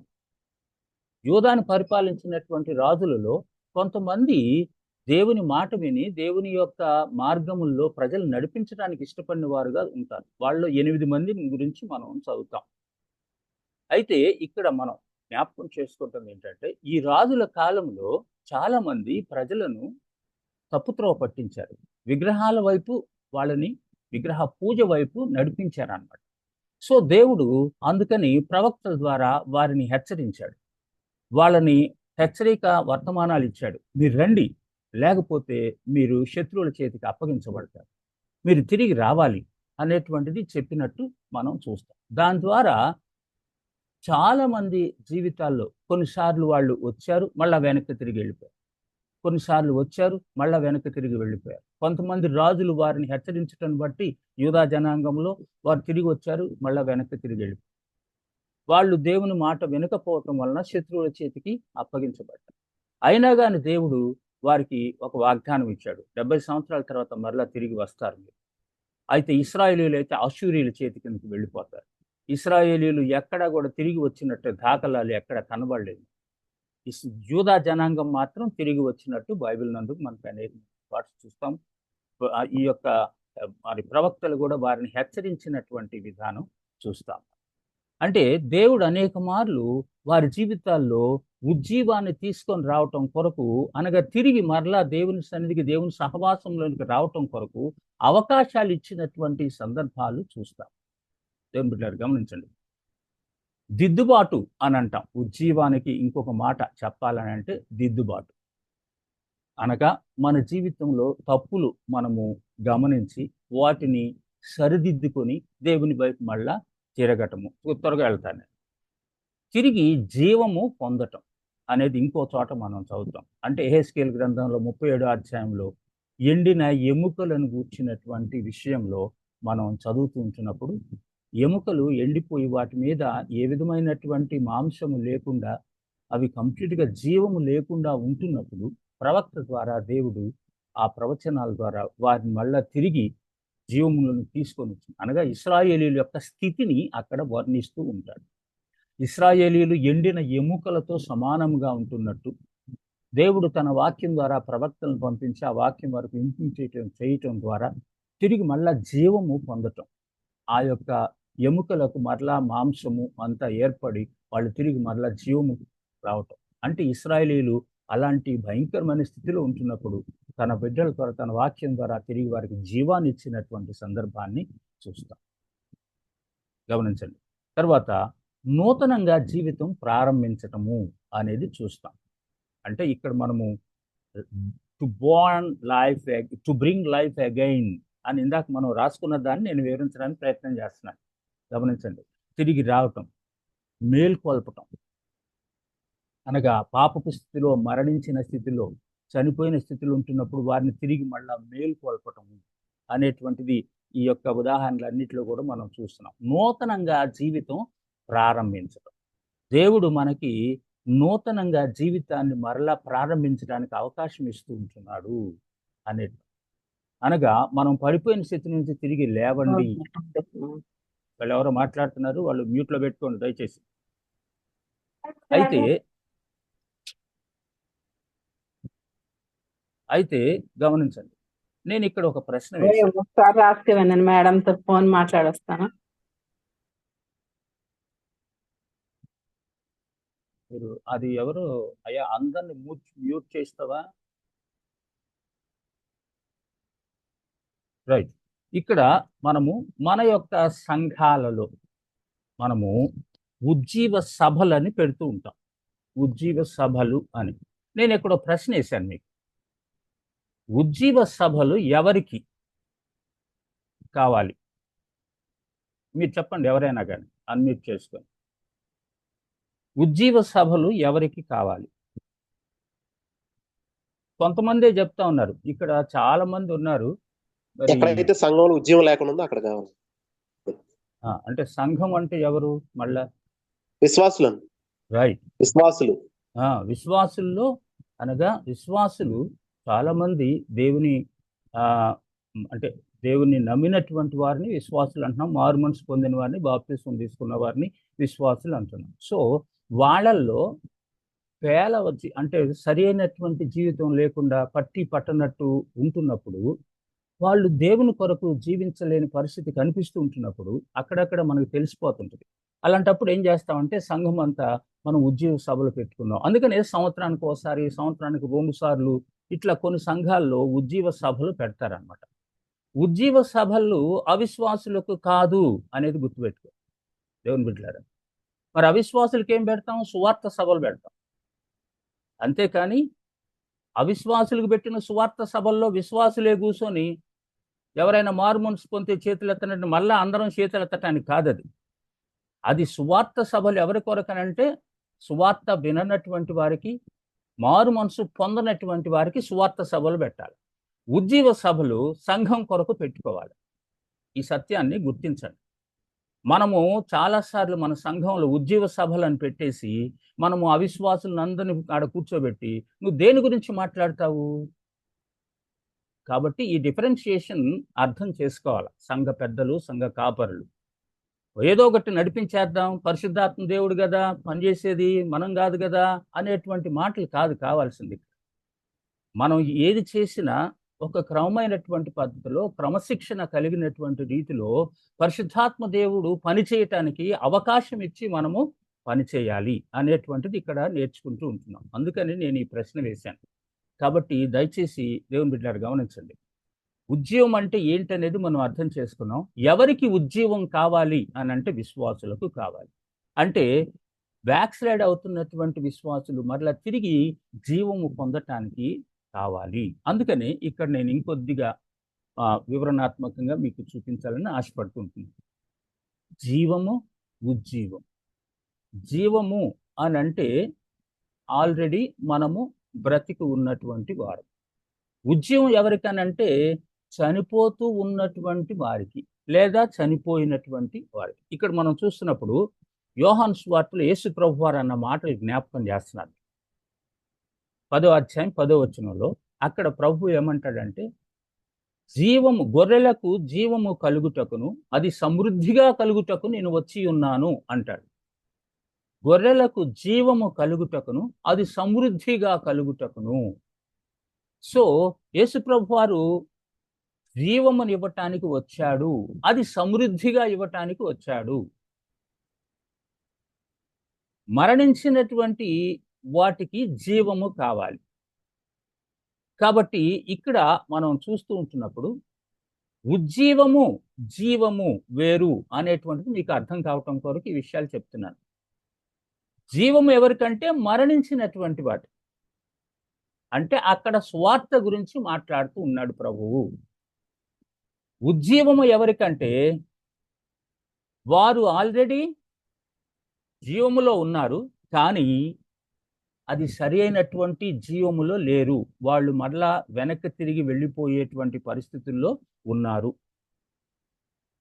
ఇక్కడ ఎండిన ఎముకల గురించి ఇందాక మనం మాట్లాడుకున్నాం. ఆ ఎండిన ఎముకలు ఎవరిని సూచిస్తున్నాయి అంటే ఇశ్రాయేలీయులను సూచిస్తున్నాయి. ఇశ్రాయేలీయులు ఆల్రెడీ దేవుని బిడ్డలు, వాళ్ళు దేవుని చేత పిలువబడినటువంటి వారు, దేవుని జనాంగము వాళ్ళు. అయితే దేవుని మాట వెనుక వాళ్ళ యొక్క స్థితి ఎలా ఉందంటే ఎండిపోయిన ఎముకల్లాగా వాళ్ళు ఉన్నారన్నమాట. వారికి ఉజ్జీవము కావాలి. ఇది అంటే ఈ డిఫరెన్షియేషన్ మీరు అర్థం చేసుకోవటం కొరకు నేను ఈ మాటలు తీసుకొని వస్తాను. కీర్తనల గ్రంథంలో 85వ కీర్తనలో 6వ వచనము చదవండి దయచేసి. చూడండి దయచేసి 85వ కీర్తన 6వ వచనం. ఎవరైనా చదువుతారా దయచేసి త్వరగా? నీ ప్రజలు నీ యందు సంతోషించినట్లు నీవు మరలా మమ్మను బ్రతికింపవా. రైట్. నీవు మరలా మమ్మును బ్రతికింపవా అంటున్నారంటే అర్థం ఏంటి? మేము జీవము లేని స్థితిలోనికి వెళ్ళిపోతున్నాము, మమ్మను మరలా బ్రతికించు. నీ ప్రజలు అంటే దేవుని ప్రజలు, ఆల్రెడీ దేవుని ప్రజలు అయి ఉన్నారు వాళ్ళు. అయితే నీవు మరలా మమ్మను బ్రతికించు, నీ యందు సంతోషించున్నట్లు అని అంటున్నాడు. సో ఇక్కడ ఉజ్జీవము గురించి మాట్లాడుతూ ఉంటున్నాడు అనేటువంటిది అర్థం చేసుకోవాలి. Will you not revive us again that your people may rejoice in you. నీవు మరలా మమ్మను బ్రతికిస్తే మేము నీ యందు సంతోషిస్తాం. మరలా బ్రతికించటము అనేది ఉజ్జీవాన్ని తెలియజేసేటువంటి పదముగా ఉంటున్నట్లు చూస్తాం. ఇందాక మనం చదువుకున్నాం దినవృత్తాంతాల్లో. వారు తిరిగి వచ్చి నన్ను అడిగినట్లయితే పాపక్షమాపణ, నేను వారి పాపములు క్షమించి వారి మొదటి స్థితిని వారికి మరలా నేను ఇస్తాను. ఇది ఇశ్రాయేలీయుల యొక్క జీవితంలో చాలాసార్లు రిపీట్ అయినట్టు చూస్తాం. అందుకనే నేను కొన్ని విషయాలు మీ ముందుకు తీసుకొని రావాలని ఆశపడుతున్నాను. బైబిల్ నందు అంటే ఉజ్జీవము గురించి ఎక్కడెక్కడ ఏ సందర్భాల్లో ఇశ్రాయేల్ జీవితంలో మనం చూస్తున్నాము. ఇశ్రాయేలీయులు ఆదికాండములో 35వ అధ్యాయం 1 నుంచి 15 వచనాలు చదివితే అక్కడ యాకోబు తిరిగి మరలా బేతేలుకు తన ప్రజలను నడిపించి అక్కడ వారు ఒక బలిపీఠం కట్టడానికి వెళుతూ ఉంటున్నట్లు మనం చూస్తాం. అంటే పాస్టర్ గారు స్క్రీన్ సరిగ్గా రావటం లేదు పాస్టర్ గారు, సరిగ్గా వర్డ్స్ కనపడటం లేదు, చిన్నగా వస్తున్నారు, సరిగ్గా ఫుల్ గా రావటం లేదు పాస్టర్ గారు. అందరికా మీకొక్కరికేనా? నాకు రావటం లేదు పాస్టర్ గారు, మీతో తెలియలేదు పాస్టర్ గారు, నాకు సరిగ్గా రాలేదు. మీరు ఎట్లాగా వేళ్ళతో దగ్గరికి లాగితే జూమ్ అవుతుంది. మీరు మీ యొక్క సెల్ ఫోన్ లో అదిగో తమ్ముడు ఎవరో చెప్తున్నారు అలా చేయండి. మీకు ఇది అందరికీ అట్లా లేదంటున్నారు, అందరికీ కనపడుతుంది. సరే పాస్టర్, ట్రై చేస్తాను పాస్టర్. అమ్మ చూడండి. Right, okay, thank you. Right, కాబట్టి గమనించండి, ఇక్కడ అంటే బేతేలు దగ్గరికి వాళ్ళు తిరిగి వెళ్ళి మరి దేవుణ్ణి ఆరాధించడానికి, దేవునికి సమర్పించుకోవటానికి ఆ విషయాలు మనం అక్కడ చూస్తాం. ఆ తర్వాత నేను త్వరగా వెళ్తాను. మోషే కాలంలో సీనాయి పర్వతం వద్ద మరలా అంటే 32, 33 అధ్యాయాలు మీరు చదవండి. మీకు మీ స్టడీ కొరకు నేను ఈ యొక్క విషయాలు చెప్తున్నాను. ఇదంతా వివరించడానికి కాదు, మీ స్టడీ కొరకు చెప్తున్నాను. దయచేసి మీరు తర్వాత ఇవన్నీ కూడా స్టడీ చేయండి. ఓకే. ఇశ్రాయేలీలు వాళ్ళ యొక్క జీవితంలో దేవుడు ఎక్కడెక్కడ ఏ సందర్భాలలో తిరిగి మరలా తన సహవాసానికి పిలుస్తూ ఉన్నాడు, వాళ్ళు వెనక్కి వెళ్ళినటువంటి సందర్భాలు ఏంటి అనేది యెహోషువ కాలంలో షెకెము వద్ద కూడా యెహోషువ చెప్పిన విధానం చూస్తాం. అంటే చివరిగా ఆయన యెహోషువ చనిపోయేటువంటి సమయంలో, అయ్యా మీరందరూ ఇక్కడికి వచ్చేసారు, కనాన్ దేశానికి వచ్చేసారు, ఎవరి స్థలాలు వాళ్ళు మరి పొందుతూ ఉన్నారు. అయితే మోషే చెప్పాడు మనకి, ఇక్కడికి వెళ్ళిన తర్వాత ఈ యొక్క విగ్రహాలకు సంబంధించినటువంటి మనుషులతో మీరు ఉండొద్దు, వాళ్ళందరినీ కూడా సంపూర్ణంగా తొలగించేసేయండి, మీరు అక్కడ ఆ స్థలాలను ఆక్రమించుకొని దేవుని కొరకు మీరు జీవించండి, విగ్రహాల సంబంధమైనటువంటి విషయాలు మీ జీవితాల్లో ఎక్కడ ఉండకూడదు, అన్ని జనుల్లో అలవాట్లు మీ జీవితాల్లో, ఇవన్నీ కూడా చెప్పిన సందర్భాలు చూస్తాం. చెప్పి ఆయన ఏమంటాడు, నేనైతే యెహోవాను సేవిస్తాను, నేను నా కుటుంబం, మీరు ఎవరిని సేవిస్తారో అది మీ ఇష్టం అని వదిలేసినట్టు చూస్తాం అన్నమాట. కాబట్టి అంటే తిరిగి వారందరినీ కూడా మరలా దేవుని సహవాసంలోనికి, దేవుని సహవాసంలో ఆనందించే స్థితికి వాళ్ళు తీసుకొని వచ్చిన విధానాన్ని చూస్తాం. న్యాయాధిపతుల కాలంలో కూడా, న్యాయాధిపతుల కాలంలో మనము న్యాయాధిపతుల గ్రంథాన్ని చదువుతూ ఉంటున్నప్పుడు వాళ్ళు వాళ్ళ శత్రుశేషాన్ని కంప్లీట్గా తీసివేయకపోవటాన్ని బట్టి వాళ్ళు తిరిగి మరలా శత్రువుల చేతి కిందకి వెళ్ళిపోయిన సందర్భాలు చూస్తాం. అన్యజనుల్లో వివాహాలు చేసుకోవటము, వాళ్ళందరితో కలిసి మమేకమై జీవించటము, వాళ్ళతో కలిసి మళ్ళా విగ్రహారాధనకి వెళ్ళిపోవటము, ఇలాంటి విషయాలన్నీ కూడా ఆ యొక్క 2-3 అధ్యాయాలు న్యాయాధిపతుల గ్రంథంలో మనం చదువుతాం. దానికి మరలా మనం గమనిస్తూ ఉంటున్నట్లయితే మరి దేవుడు గిద్యోన్ని ఏ విధంగా మరి తన ఆత్మతో నింపి ప్రజల కొరకు తీసుకొని వచ్చాడు, వారిని మళ్ళా తిరిగి దేవుని కొరకు ఎలా వాళ్ళు జీవించటానికి సహాయపడ్డాడు. ఆ మాటకు వస్తే న్యాయాధిపతుల గ్రంథంలో చాలా మంది దేవుని యొక్క మరి మార్గాలను ఏ విధంగా వారికి బోధించారు, ఎలా తీసుకొని వచ్చారు, ఎలా జీవించారు, శత్రువుల చేతిలో ఉంటున్నప్పుడు మరలా వాళ్ళు 7 మార్లు ఏ విధంగా వెనక్కి వెళ్ళిపోయారు, 7 మార్లు ఏ విధంగా తిరిగి వచ్చారు, ఇవన్నీ చదువుతూ ఉంటాం. సమూయేలు కాలంలో కూడా మిస్పా వద్ద సమూయేలు ఆ విధంగా వారిని హెచ్చరించిన సందర్భాన్ని చూస్తాం. అంటే ఆ విధంగా వాళ్ళు తిరుగుబాటు చేస్తారు, మాకు రాజు కావాలా అని తిరుగుబాటు చేస్తారు. ఇట్లాంటి సందర్భాలు అన్నమాట. అవన్నీ మీరు చదవండి దయచేసి. ఏలియా కాలంలో కర్మెల్ పర్వతం వద్ద జరిగినటువంటి సందర్భం చూస్తాం. మనకు తెలుసు, ఆ బలిపీఠము, బలి అర్పణ, మరి అగ్ని వచ్చి అదంతా కూడా కాల్చివేయటం, ఇదంతా విషయాలు మనం అక్కడ చదువుతుంటాం అన్నమాట. అనగా తిరిగి మరలా దేవుడు ఎలాంటి వాడు అనేటువంటిది ప్రజలు తెలుసుకునే రీతిగా ఆ విధంగా ఏలియా అక్కడ ఒక ఛాలెంజ్ ద్వారా మరి అది నెరవేర్చినట్టు చూస్తాం. యోనా కాలంలో నీనివే పట్టణంలో మరి యోనా ఏ పట్టణానికైతే వెళ్ళకూడదు అని అనుకున్నాడో అదే పట్టణానికి మరలా దేవుడు పంపించినట్టు చూస్తాం. నీనివే అశ్షూరీయుల రాజధాని అనమాట. ఆ తర్వాత అంటే అశ్షూరీయుల అంటే ఆ శత్రువులు కాబట్టి వాళ్ళు అశ్షూరీయులు అక్కడికి వెళ్ళని అంటాడు యోనా, కానీ దేవుడు అక్కడికి పంపినట్టు చూస్తాం మనం. అక్కడ ప్రజలందరూ కూడా పాపమును ఒప్పుకొని మరి దేవుని సన్నిధికి రావటం, మారు మనసు పశ్చాత్తాపం పొందటం అనేటువంటిది గమనిస్తాం అంటాం. రాజులు ప్రవక్తల కాలంలో కూడా ఏం జరిగింది అనేది చూస్తూ ఉంటున్నప్పుడు ఆసా కాలంలో ఒక దిద్దుబాటు జరిగినట్టు చూస్తాం. హిజ్కియా కాలంలో జరిగింది చూస్తాం. యోషియా కాలంలో బబులోను చెర తరువాత అనగా 70 సంవత్సరాల తర్వాత వాళ్ళు మరలా తిరిగి వారి యొక్క యూదా దేశానికి వచ్చిన సందర్భం చూస్తాం. వారు వచ్చినటువంటి సందర్భంలో మరి హగ్గయి ద్వారా, జకర్యా ద్వారా దేవుడు వారితో మాట్లాడుతున్న సందర్భాలు చూస్తూ ఉన్నాం. అనగా ఈ హగ్గయ్యము దేవాలయం కట్టేటువంటి సందర్భంలో వాళ్ళు దేవాలయం కట్టకుండా అనేక సంవత్సరాలు దాన్ని అట్లాగే ఆఫ్ చేయటాన్ని బట్టి హగ్గయ్య ద్వారా దేవుడు వారిని హెచ్చరించినట్టు తిరిగి మరలా వాళ్ళు దేవుని యొక్క మరి విషయాలను తెలుసుకునేటట్లు చేసినటువంటి విధానాన్ని గమనిస్తాం. జకర్యా ద్వారా కూడా. తర్వాత అది ఎజ్రా గ్రంథం 5-6 అధ్యాయాలు చదివితే మీకు అర్థమవుతుంది. తర్వాత ఎజ్రా ద్వారా కూడా దేవుడు అంటే ముందు జెరుబ్బాబెలు ద్వారా దేవాలయాన్ని కట్టడానికి దేవుడు వారికి సహాయం చేస్తాడు. ఎజ్రానేమో దేవాలయం కట్టిన తర్వాత దేవాలయంలో మళ్ళా ఆరాధనలు, బలి అర్పణలు, ధర్మశాస్త్ర పఠన, ధర్మశాస్త్ర బోధన, వీటన్నిటి విషయంలో ఎజ్రా మరి ఎక్కువగా పనిచేసినట్టు చూస్తాం. ఆ తర్వాత ఎజ్రాతో పాటు నెహెమ్యా కూడా సహాయం చేసినట్టు చూస్తాం. 8-9 అధ్యాయాలు చూస్తాం అది.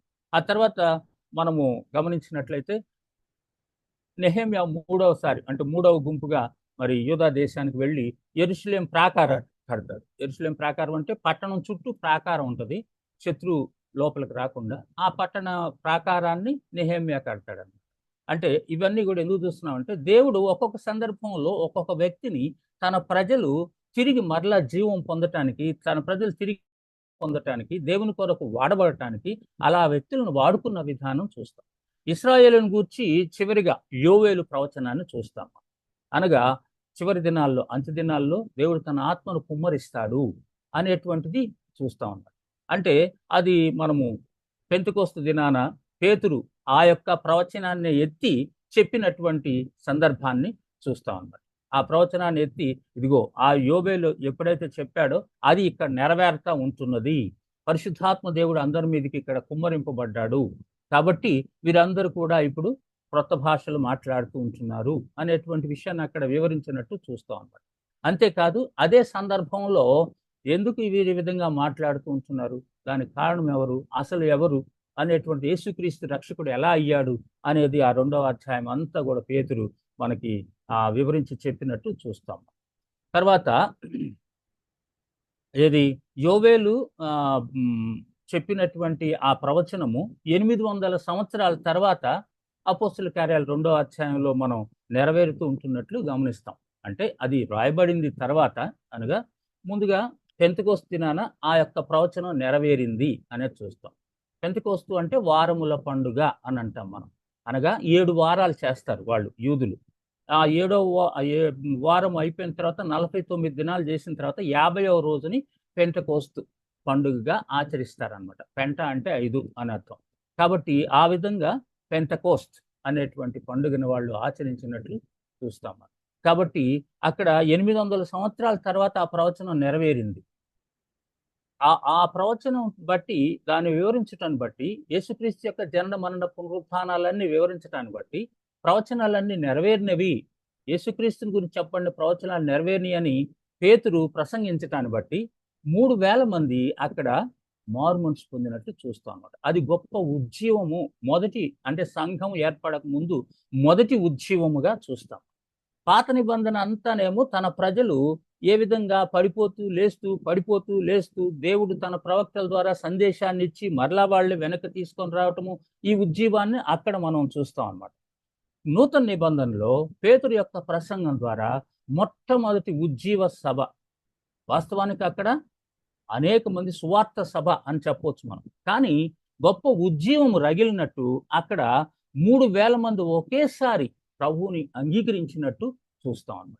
ఆ తర్వాత మనం చూస్తున్నట్లయితే 4వ అధ్యాయం 4వ వచనంలో అపోస్తల కార్యాల్లో 5000 మంది ఒకేసారి పురుషులు మాత్రమే దేవుని అంగీకరించినట్టు, రక్షణ సువార్తను అంగీకరించినట్లు అదొక ఉజ్జీవముగా మనం చూస్తాం.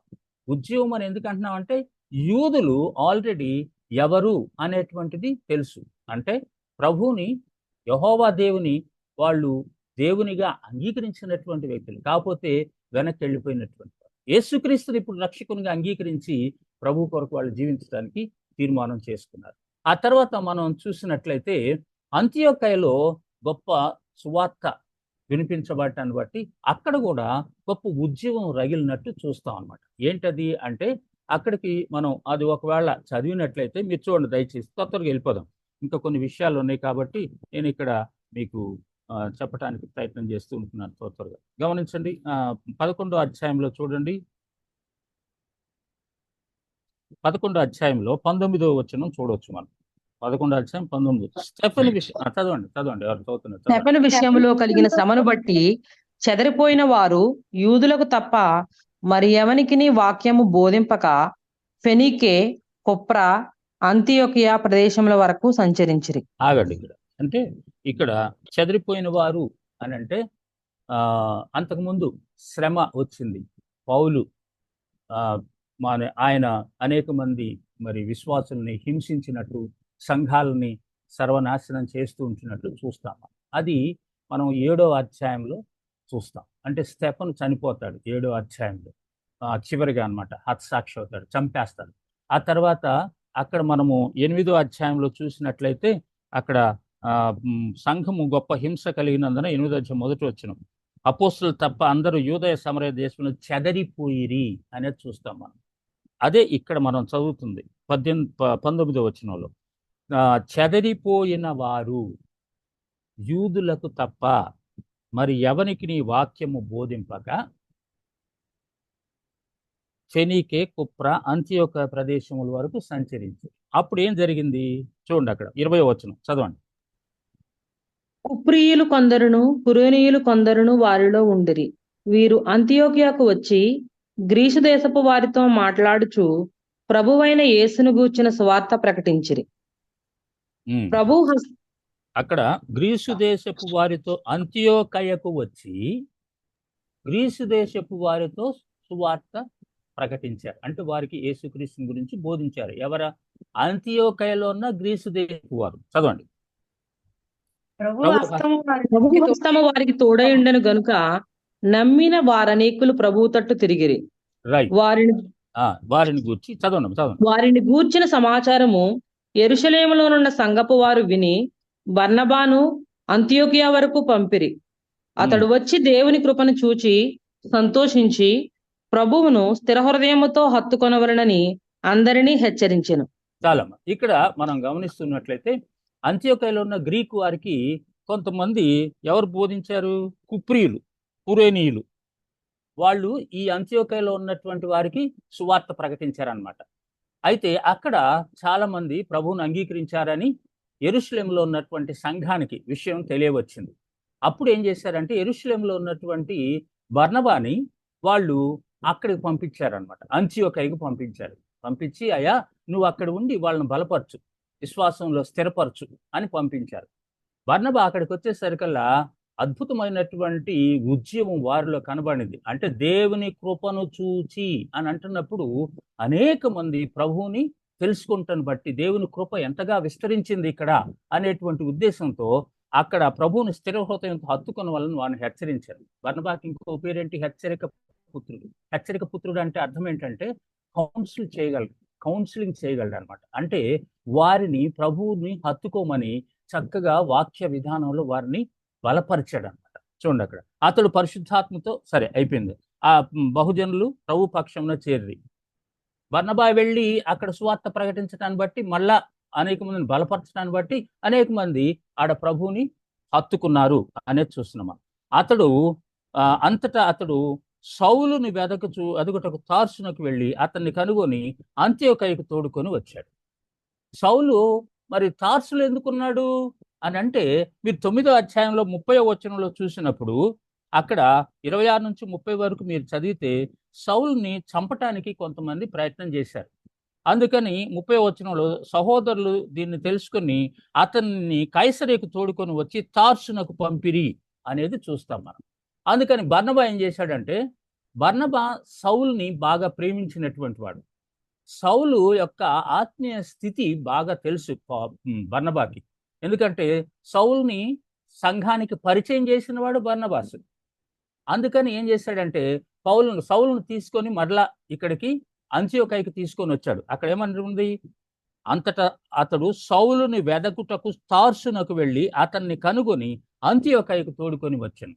ఇక్కడ మనం చూస్తున్నది ఏంటంటే అన్న ఉజ్జీవం అని ఈ విషయాలు చెప్తున్నారు ఎందుకు అని అంటే అంత్యోకయలో జరిగినటువంటి ఉజ్జీవము ఎలా జరిగింది, ఎవరు దానికి కారకులు, ఏ విధంగా వాళ్ళు ప్రభువుని మరి అనేక మంది ప్రజలు హత్తుకోవటానికి కారకులు అయ్యారు, ఇది మనం గ్రహిస్తూ ఉంటున్నాం. కాబట్టి ఇక్కడ అంత్యోకయకు తోడుకొని వచ్చిన వారు కలిసి 1 సంవత్సరం అంతయు సంఘములో ఉండి, ఎవరు? బర్నబా అండ్ పౌలు వీళ్ళిద్దరు కలిసి ఉండి బహుజనులకు వాక్యమును బోధించిరి. సంవత్సరం పాటు ఇద్దరు కలిసి అక్కడ బహుజనులకు వాక్యమును బోధించినట్టు చూస్తాం. మొట్టమొదటి అంత్యోకయలో శిష్యులు క్రైస్తవులు అనబడిరి. దేవుని బిడ్డలారా, అంత్యోకయలో మొట్టమొదట అంత మంచి సువార్త జరగటం వలన మొట్టమొదటి క్రైస్తవులుగా పిలువబడినటువంటి ఆ శిష్యులు అంత్యోకయలో ఉండటానికి కారణం ఎవరు అని అంటే బర్నబా అండ్ పౌలు. అయితే ఇక్కడ ఎందుకు ఈ విషయం చెప్పానంటే అంత్యోకయలో గొప్ప ఉజ్జీవాన్ని తీసుకొని రావటం కొరకు దేవుడు వారిని ఉపయోగించుకున్నాడు. మొదట కురేనీలు కుప్రీలు అక్కడ సువార్త చెప్తే అనేక మంది మార్మన్స్ పొందారని తెలిస్తే సంఘం బర్నబాస్ని పంపిస్తే బర్నబాస్ మళ్ళీ సౌలును కూడా తీసుకొని వచ్చి ఇరువురు కలిసి సంవత్సరం పాటు అక్కడ ఉండటాన్ని బట్టి ఆ సంఘములో గొప్ప ఉజ్జీవాన్ని మనం చూస్తూ ఉంటాం. దీన్ని అంతటిని ఎందుకు నేను తీసుకొని వస్తున్నానంటే ఇవన్నీ ఎందుకు చెప్పాను నేనంటే అనేక మంది విశ్వాసులు ఈ దినాల్లో కూడా సంఘములో విశ్వాసములో వెనుకబడిపోయినటువంటి స్థితిలో ఉంటున్నారు. వారిని మరలా తిరిగి ప్రభువులోకి బలపరచడం అనేది ఆ సంఘం యొక్క కర్తవ్యము.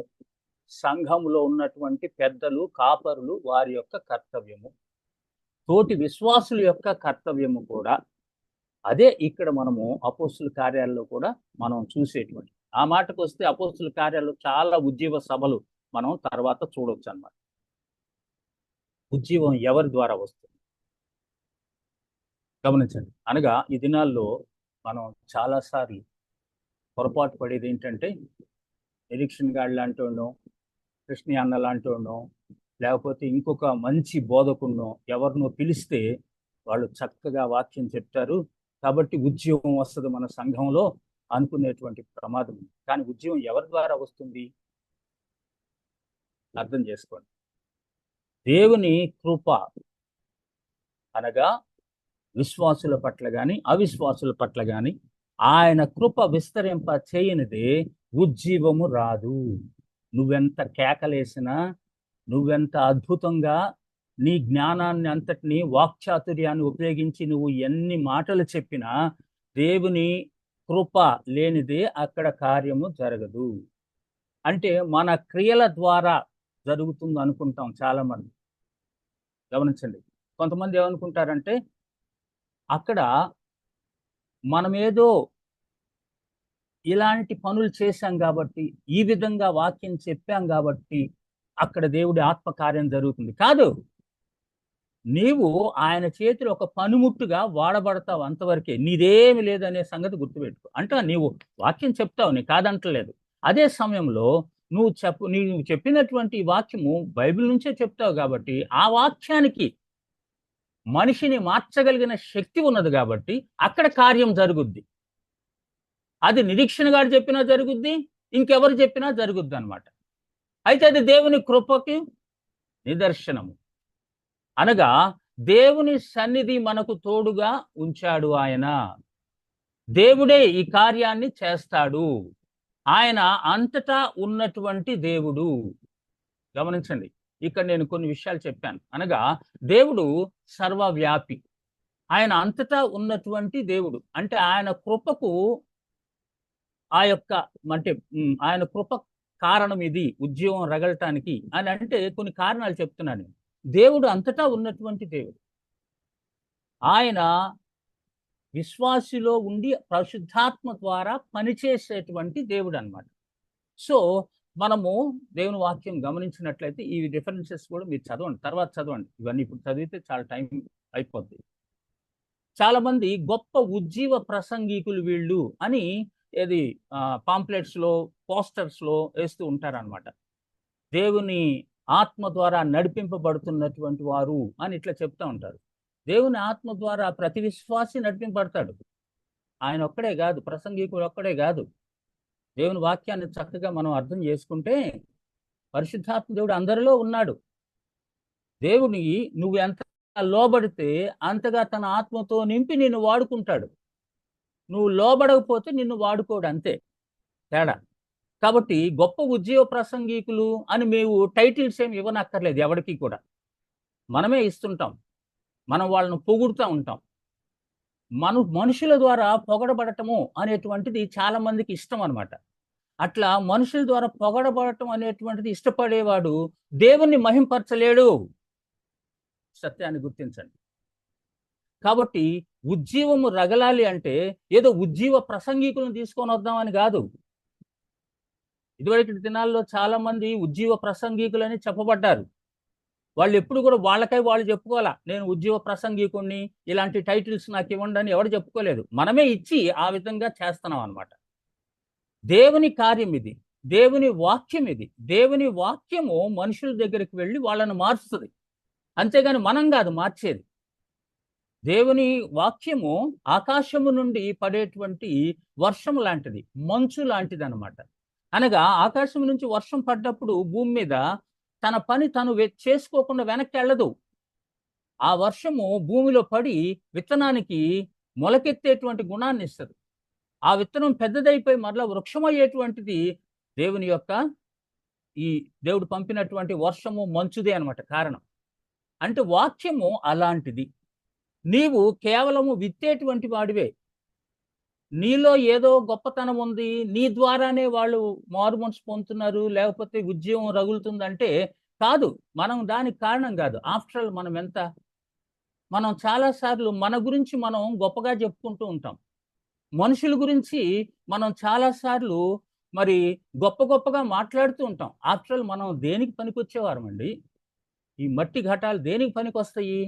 మనలో ఒక్కోసారి మంచిగా మాట్లాడతాము, అప్పుడే కోపం వస్తే చెడుగా మాట్లాడతాం. మనం ఇట్లాంటి పనికిమాలిన బుద్ధి కలిగినటువంటి మన గురించి మనం గొప్పగా ఏం చెప్పుకుంటాం మనం? కాబట్టి నీ ద్వారా నా ద్వారా ఉద్యోగం వస్తుంది అని అంటే బుద్ధి పొరపాటు. అది మన ద్వారా రాదు. మనల్ని ప్రభువు ఉపయోగించుకుంటాడు, అంతవరకే.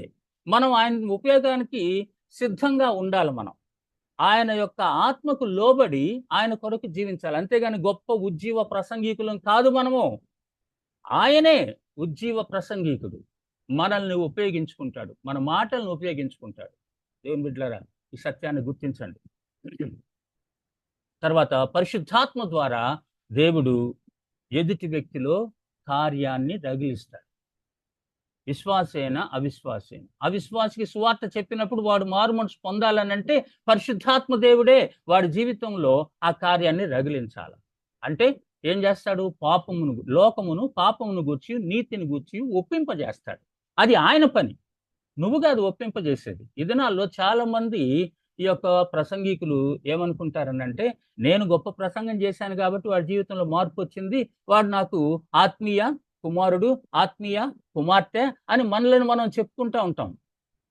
ఇక్కడ ఎప్పుడు కూడా మనలను మనం గొప్ప చేసుకోవటానికి ఏమీ లేదండి. ఈ సత్యాన్ని గుర్తించండి. పరిశుద్ధాత్మ దేవుడు వారి జీవితంలో కార్యం జరిగించకపోతే వాళ్ళల్లో మార్పు రాదు. అది విశ్వాసిలో కానీ అవిశ్వాసిలో కానీ. విశ్వాసి దిగజారిపోతున్నాడంటే నీవు వాక్యం వారితో చెప్తూ ఉంటున్నప్పుడు పరిశుద్ధాత్మ దేవుడు పనిచేయాలా. వాడు చేసిన పాపానికి పశ్చాత్తాపడే హృదయము ఆయన ఇవ్వాలి, ఆయన మార్చాలన్నమాట. అంతేగాని ఉద్యమం ఎలా వస్తుంది? నీ ద్వారా రాదు, పరిశుద్ధాత్మ దేవుని కార్యం వలన వస్తుంది. దేవుని వాక్యం వారి జీవితంలో నెరవేరుట వలన వస్తుంది. వాడు దేవుని వాక్యానికి లోబడటం ద్వారా వస్తుంది. ఈ సత్యాన్ని గుర్తించండి. అందుకనే ఇక్కడ ఇంకో విషయం చెప్తున్నాను మీకు. మొదట వ్యక్తిగతంగా మనలో మొదలవ్వాలని ఇందాక కూడా జ్ఞాపకం చేశాను మీకు. అనగా పరిశుద్ధాత్మ దేవుడు మనతో మాట్లాడుతూ ఉంటున్నప్పుడు, వాక్యం మనకు వినిపింపబడుతూ ఉంటున్నప్పుడు, మనం వాక్యానికి విధేయత చూపకపోతే మనలో మార్పు రాదు.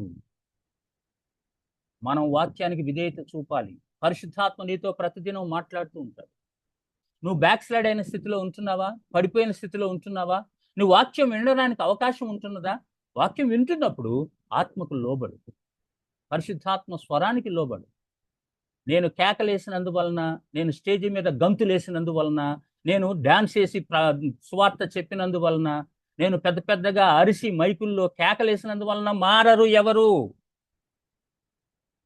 పరిశుద్ధాత్ముడు మెల్లనైన దివ్యమైన స్వరముతో ఆయన మాట్లాడతాడు. ఆ స్వరము వాడు వింటేనే, ఆ స్వరానికి లోబడితేనే వాడి జీవితంలో మార్పు వస్తుంది. అందుకనే నువ్వు పరిశుద్ధాత్మకు లోబడాల, ప్రసంగికుడు కూడా. అందుకనే ఈ యొక్క వినేవాడు కూడా పరిశుద్ధాత్మకు లోబడాలి, విధేయత చూపాలి. ఉజ్జీవానికి ప్రార్థనే మూలం అన్నమాట. అనగా ఎవరు ప్రార్థన చేయాలా? ఏ ప్రసంగికుడైతే దేవుని వాక్యాన్ని చెప్పడానికి వెళ్తున్నాడో వాడు ప్రార్థన ద్వారా సిద్ధపడి వెళ్ళాలి. అక్కడికి వెళ్ళిపోయి ఈడ పరిస్థితులు సరిగ్గా లేవు కాబట్టి వీడెవడో మారు మనసు పొందట్లేదు అని నువ్వు వాళ్ళని బ్లేమ్ చేయటం కాదు, నువ్వు సిద్ధపడి వెళ్ళాలి. ఉజ్జీవానికి కారణం ఎవరు? పరిశుద్ధాత్మ దేవుడు. ఆ పరిశుద్ధాత్మకు లోబడి పరిశుద్ధాత్మ ద్వారా సిద్ధపడి వెళ్ళవలసిన బాధ్యత ఈ ప్రసంగికుని మీద ఉందన్నమాట. ఈ కాపరి మీద ఉంటున్నది. కాపరి సంఘంలో ప్రసంగం చేయడానికి వెళ్ళినప్పుడు, వాక్యం చెప్పడానికి వెళ్ళినప్పుడు నువ్వు ముందు దేవుని సన్నిధిలో సిద్ధపడుతున్నావా? ప్రార్థనా పూర్వకంగా సిద్ధపడుతున్నావా? ప్రార్థన లేని ఉద్యమం ఎలా వస్తుంది? ఈ సత్యాన్ని గుర్తించండి. ఉజ్జీవాన్ని కోరుకునే వారు మార్పును కోరుకుంటారు. అనగా చాలా మంది ఈ ఉజ్జీవ ప్రసంగికులు అంటున్నాం చూసారా, వీళ్ళల్లో పాపము ఏలుతూ ఉంటది. బయటికి కనబడరు. రహస్య పాపాల్లో కొనసాగుతున్నటువంటి అనేక మంది తెలుసున్నారు. కానీ వాళ్ళను మరలా మనం నెత్తిన పెట్టుకొని ఉజ్జీవ ప్రసంగికులని వాళ్ళ గురించి మాట్లాడుతూ ఉంటాం. దేవుని బిడ్డలారా, నేను విమర్శిస్తున్నానే కాదు, సత్యాన్ని గుర్తించండి. ఉజ్జీవాన్ని కోరుకునేవారు మార్పును కోరుకుంటారు. వాళ్ళ జీవితంలో ప్రతి మార్పును ప్రతి దినము ఎక్కడెక్కడ ఏ ఏ విషయాల్లో మరి వాళ్ళల్లో మార్పు రావాలో దాన్ని కోరుకుంటాడు. ఆ మార్పు కలిగి ఉండటానికి జీవిస్తాడు. ఉజ్జీవం చూడాలంటే సువార్త ప్రకటన చేయాలి. ఉజ్జీవం కావాలంటే పరిశుద్ధత కావాలి. ఇది ప్రాముఖ్యమైనదండి. ఉజ్జీవం కావాలంటే పరిశుద్ధత ఎవరిలో? వినేవాళ్ళు కాదు, ప్రసంగించేవాళ్ళు. వినేవాడు ఆత్మకు లోబడితే అప్పుడు నువ్వు పరిశుద్ధత గురించి మాట్లాడవచ్చు. అప్పుడు అర్థమవుద్దు వాని. వాడు ఆత్మకు లోబడింది నువ్వెంత పరిశుద్ధత గురించి మాట్లాడినా వాడికి అర్థం కాదు. నువ్వైతే పరిశుద్ధత కలిగి ఉంటున్నావా? నువ్వు పరిశుద్ధ జీవితంలో కొనసాగుతున్నావా? పరిశుద్ధతను ప్రేమించి జీవించడానికి ఇష్టపడుతున్నావా? కాబట్టి ఏది జరుగుతుంది ఇక్కడ? మనం దేనికి ప్రాధాన్యత ఇస్తున్నాము ఆలోచించండి. మనకు తెలుసు కొంతమంది సేవకులు వాళ్ళ యొక్క జీవితంలో పాపంలో కొనసాగుతున్నారన్న విషయం మనకు తెలిసి కూడా వాళ్ళను మనం పొగుడుతూ ఉంటాం, వాళ్ళను మనము నెత్తిన పెట్టుకొని పూజ చేస్తూ ఉంటాం. అది పాపం అని తెలిసి కూడా వాళ్ళు పెద్దోళ్ళండి, వాళ్ళు గొప్ప సేవకులండి, వాళ్ళు ఆత్మతో నింపబడి చెప్పే వాళ్ళ పాపం ఎందుకుంటుంది? ఈ విషయాలు బాగా అర్థం చేసుకోండి దేవుని బిడ్డలారా. ఉద్యోగం కావాలంటే పరిశుద్ధత కావాలి. తెస్సలోనికైల పత్రికలో మనం చదువుతూ ఉంటాం, ఏమంటాడు? పరిశుద్ధులుగా ఉండటానికి దేవుడు మనల్ని పిలిచాడు. పరిశుద్ధత అంటే ఏమంటాడు? పాపానికి దూరంగా ఉండటం. చదువుదామా ఆ విషయాన్ని? ఒకసారి చదువుదాం, చూడండి దయచేసి. నేను కొద్దిగా స్పీడ్గా వెళ్తున్నాను కాబట్టి ఆ చదవాలా అనేటువంటి ఇది వదిలేస్తా ఉన్నాను. చూడండి, అక్కడ మొదటి పత్రికలో, తెస్సలోనికైలకు రాసిన మొదటి పత్రికలో 4వ అధ్యాయంలో ఈ విషయం చూస్తాను. 3వ వచనం నేను త్వరగా చదువుతాను. మీరు పరిశుద్ధులగుటయే అనగా మీరు జారత్వమునకు దూరముగా ఉండుటయే దేవుని చిత్తము. మీలో ప్రతివాడును దేవుని ఎరుగని అన్యజనుల వలె కామాభిలాష యందు కాక పరిశుద్ధత యందును ఘనత యందును తన ఘటమును ఎట్లు కాపాడుకొనవలనో అది ఎరిగి ఉండుటయే దేవుని చిత్తము. కాబట్టి జారత్వానికి దూరంగా ఉండటం. దేవుని బిడ్డలారా, మనం ఈ విషయాల గురించి సంఘాల్లో మాట్లాడుతుంటే ఈ విషయాలు ఎందుకండి చెప్పేది అని కొంతమంది హేళన చేస్తూ ఉంటారు, తప్పు పడుతూ ఉంటారు. పౌలు రాసినటువంటి పత్రికలన్నిటిలో కూడా సంఘాలని జారత్వం గురించి హెచ్చరించిన సందర్భాలు ప్రతి పత్రికలో మీరు చదవచ్చు. అంటే విశ్వాసులకే రాసింది అది. అంటే విశ్వాసుల్లోనే జారత్వం అనే పాపము ఉంటుంది అనే సత్యము పౌలు గ్రహించి వాళ్ళని హెచ్చరిస్తూ ఉంటున్నాడు. పరిశుద్ధులొకటే దేవుని చిత్తం అనగా జారత్వమునకు దూరంగా ఉండటయే దేవుని చిత్తం. దేవుని బిడ్డలారా, దేవుని సేవకులముగా విశ్వాసులముగా సంఘములో కొనసాగుతూ రహస్యంగా జారత్వ పాపములో ఉన్నట్లయితే ఉజ్జీవము చూడవు నీ సంఘంలో. సత్యాన్ని గుర్తించు. నిన్ను నీవు మోసం చేసుకో. అందుకని కొద్దిగా వెళ్ళిపోదాం. ఉజ్జీవం లేని సంఘ లక్షణాలు ఎలా ఉంటాయి? ఉజ్జీవాన్ని కోరుకొనటువంటి సంఘ లక్షణాలు ఎలా ఉంటాయి?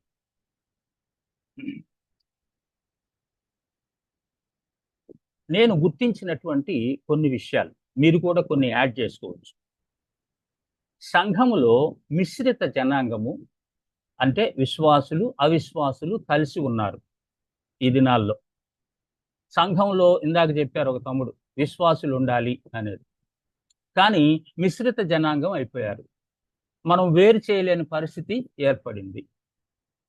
కాబట్టి సంఘంలో ఉజ్జీవము రావాలి అని అంటే నీవు విశ్వాసులకు ప్రత్యేకంగా ఉజ్జీవ కూటాలు పెట్టాలి అని చూస్తున్నాం మనం. అవిశ్వాసులకు సువార్త కూటాలు పెట్టాలి అని చూస్తున్నాం. అది జరుగుతుందా మరి? ఒకవేళ అలా పెట్టినట్లయితే సంఘంలో ఈ మిశ్రిత జనాంగం ద్వారానే మనకు ఏ విధమైనటువంటి అంటే ఏది వద్దు అట్లాంటిది అనేటువంటిది కొంతమంది రైజ్ చేస్తూ ఉంటారనమాట.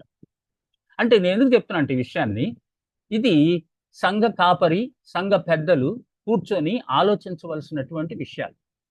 సంఘ కాపరులకు క్రమమైన వాక్య ధ్యానం ఉండదు. ఎక్కడ? ఉజ్జీవము లేని సంఘాల్లో చాలామంది సరి అయిన వాక్య విధానము వాక్య ధ్యానము కలిగి ఉండరు. సంఘ పెద్దలకు మారు మనసు ఉండదు. చాలామంది సంఘ పెద్దలు మారు మనసు లేని వారు, అంటే అవిశ్వాసులనే వాళ్ళ పలుకుబడిని బట్టి వాళ్ళ డబ్బును బట్టి వాళ్ళని పెద్దలుగా చేసి కూర్చుంటారు. అది పెద్ద పెద్ద సంఘాల్లో కూడా, పేరు మోసినటువంటి సంఘాల్లో కూడా ఇలాంటి పరిస్థితి ఉంటుంది. అవిశ్వాసులు సంఘ పెద్దలుగా ఉన్న సంఘాలు నాకు తెలుసు. పెద్ద పెద్ద సంఘాల్లో సంఘ పెద్దలకు మారు మనసు లేదు, ఏక మనసు ఏకాత్మయు ఉండదు. గమనిస్తున్నారా? అనగా అవిశ్వాసులు విశ్వాసులు కలిసి ఉంటే ఏక మనసు ఏకాత్మ యాడ్ నుంచి వస్తుంది? రాదు. దేవునిని పరిశుద్ధతను ప్రేమించరు. దేవుణ్ణి ప్రేమిస్తే పరిశుద్ధతను ప్రేమించాలి, ఎందుకంటే ఆయన పరిశుద్ధుడు కాబట్టి. దేవుణ్ణి ప్రేమించరు, ఆయన పరిశుద్ధతను కూడా ప్రేమిస్తే పాపానికి దూరం అవ్వాలి, పాపాన్ని అసహించుకోవాలి. ఆత్మీయ అవసరాల కంటే లోకంలో పేరు ప్రఖ్యాతులకు ప్రాధాన్యత ఇస్తారు. సంఘంలో క్రైస్తవ విద్యకు ప్రాధాన్యత ఉండదు. నేను త్వరగా చదువుతాను, ఒకవేళ మీరు డిస్కస్ చేయాలంటే చేయండి. సంఘంలో క్రైస్తవ విద్య అంటే అర్థం ఏంటంటే క్రిస్టియన్ ఎడ్యుకేషన్ అని అంటే ఏజ్ని బట్టి వాళ్ళకు వాక్య బోధన చెయ్యాలి. అనగా సండే స్కూల్స్ అంటాం, దాంట్లో ఎల్కేజీ నుంచి ఇంటర్మీడియట్ డిగ్రీ వరకు కూర్చోబెడతాం.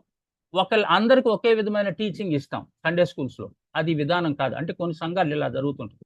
కొన్ని సంఘాల్లో ఏజ్ వైజ్గా గ్రూప్స్ చేసి ఏజ్ వైజ్ టీచర్స్ని పెట్టి ఆ విధంగా వాక్య బోధన చేస్తారు. కాబట్టి వాక్య బోధన ఈ క్రైస్తవ విద్య అనేటువంటిది ఏజ్ వైజ్గా ఉండాలి. పెళ్ళైనటువంటి వారికి, పెళ్లి కానటువంటి వారికి, యవనస్తులకు, పెళ్ళయి బిడ్డలను కలిగినటువంటి వారికి, కుటుంబాలకి, వృద్ధులకు, వృద్ధాప్యంలో ఉన్నటువంటి వారికి వివిధ రకాలైనటువంటి ఆ విధంగా వారిని విభజించి వారికి వాక్య బోధన చేయాలి. దానికి తగిన రీతిగా నీ ప్రణాళిక కార్యక్రమాలు ఉండాలన్నమాట. కానీ అలా ఉండవు కొన్ని సంఘాల్లో. అందుకనే ఉజ్జీవము లేదు అనొచ్చు. దిద్దుబాటుని ఇష్టపడరు, పశ్చాత్తాపానికి ఇష్టపడరు. అనగా నీ జీవితం సరిగా లేదు అని హెచ్చరిస్తే నువ్వెవడో నన్ను విమర్శించటానికి అని అంటారు. దిద్దుబాటుని ఇష్టపడరు, పశ్చాత్తాపానికి అసలు ఇష్టపడరు. నువ్వు చేసిన తప్పు ఒప్పుకో, దేవుని సన్నిధిలో క్షమించమని అడుగు. నీ సహోదరుని ఎట్లా నువ్వు ఇలా ప్రవర్తించావు, అతని దగ్గర క్షమించమని అడుగు అంటే ఇష్టపడరు. దిద్దుబాటుని పాపంతో, అవిశ్వాసులతో ఏకీభవిస్తారు.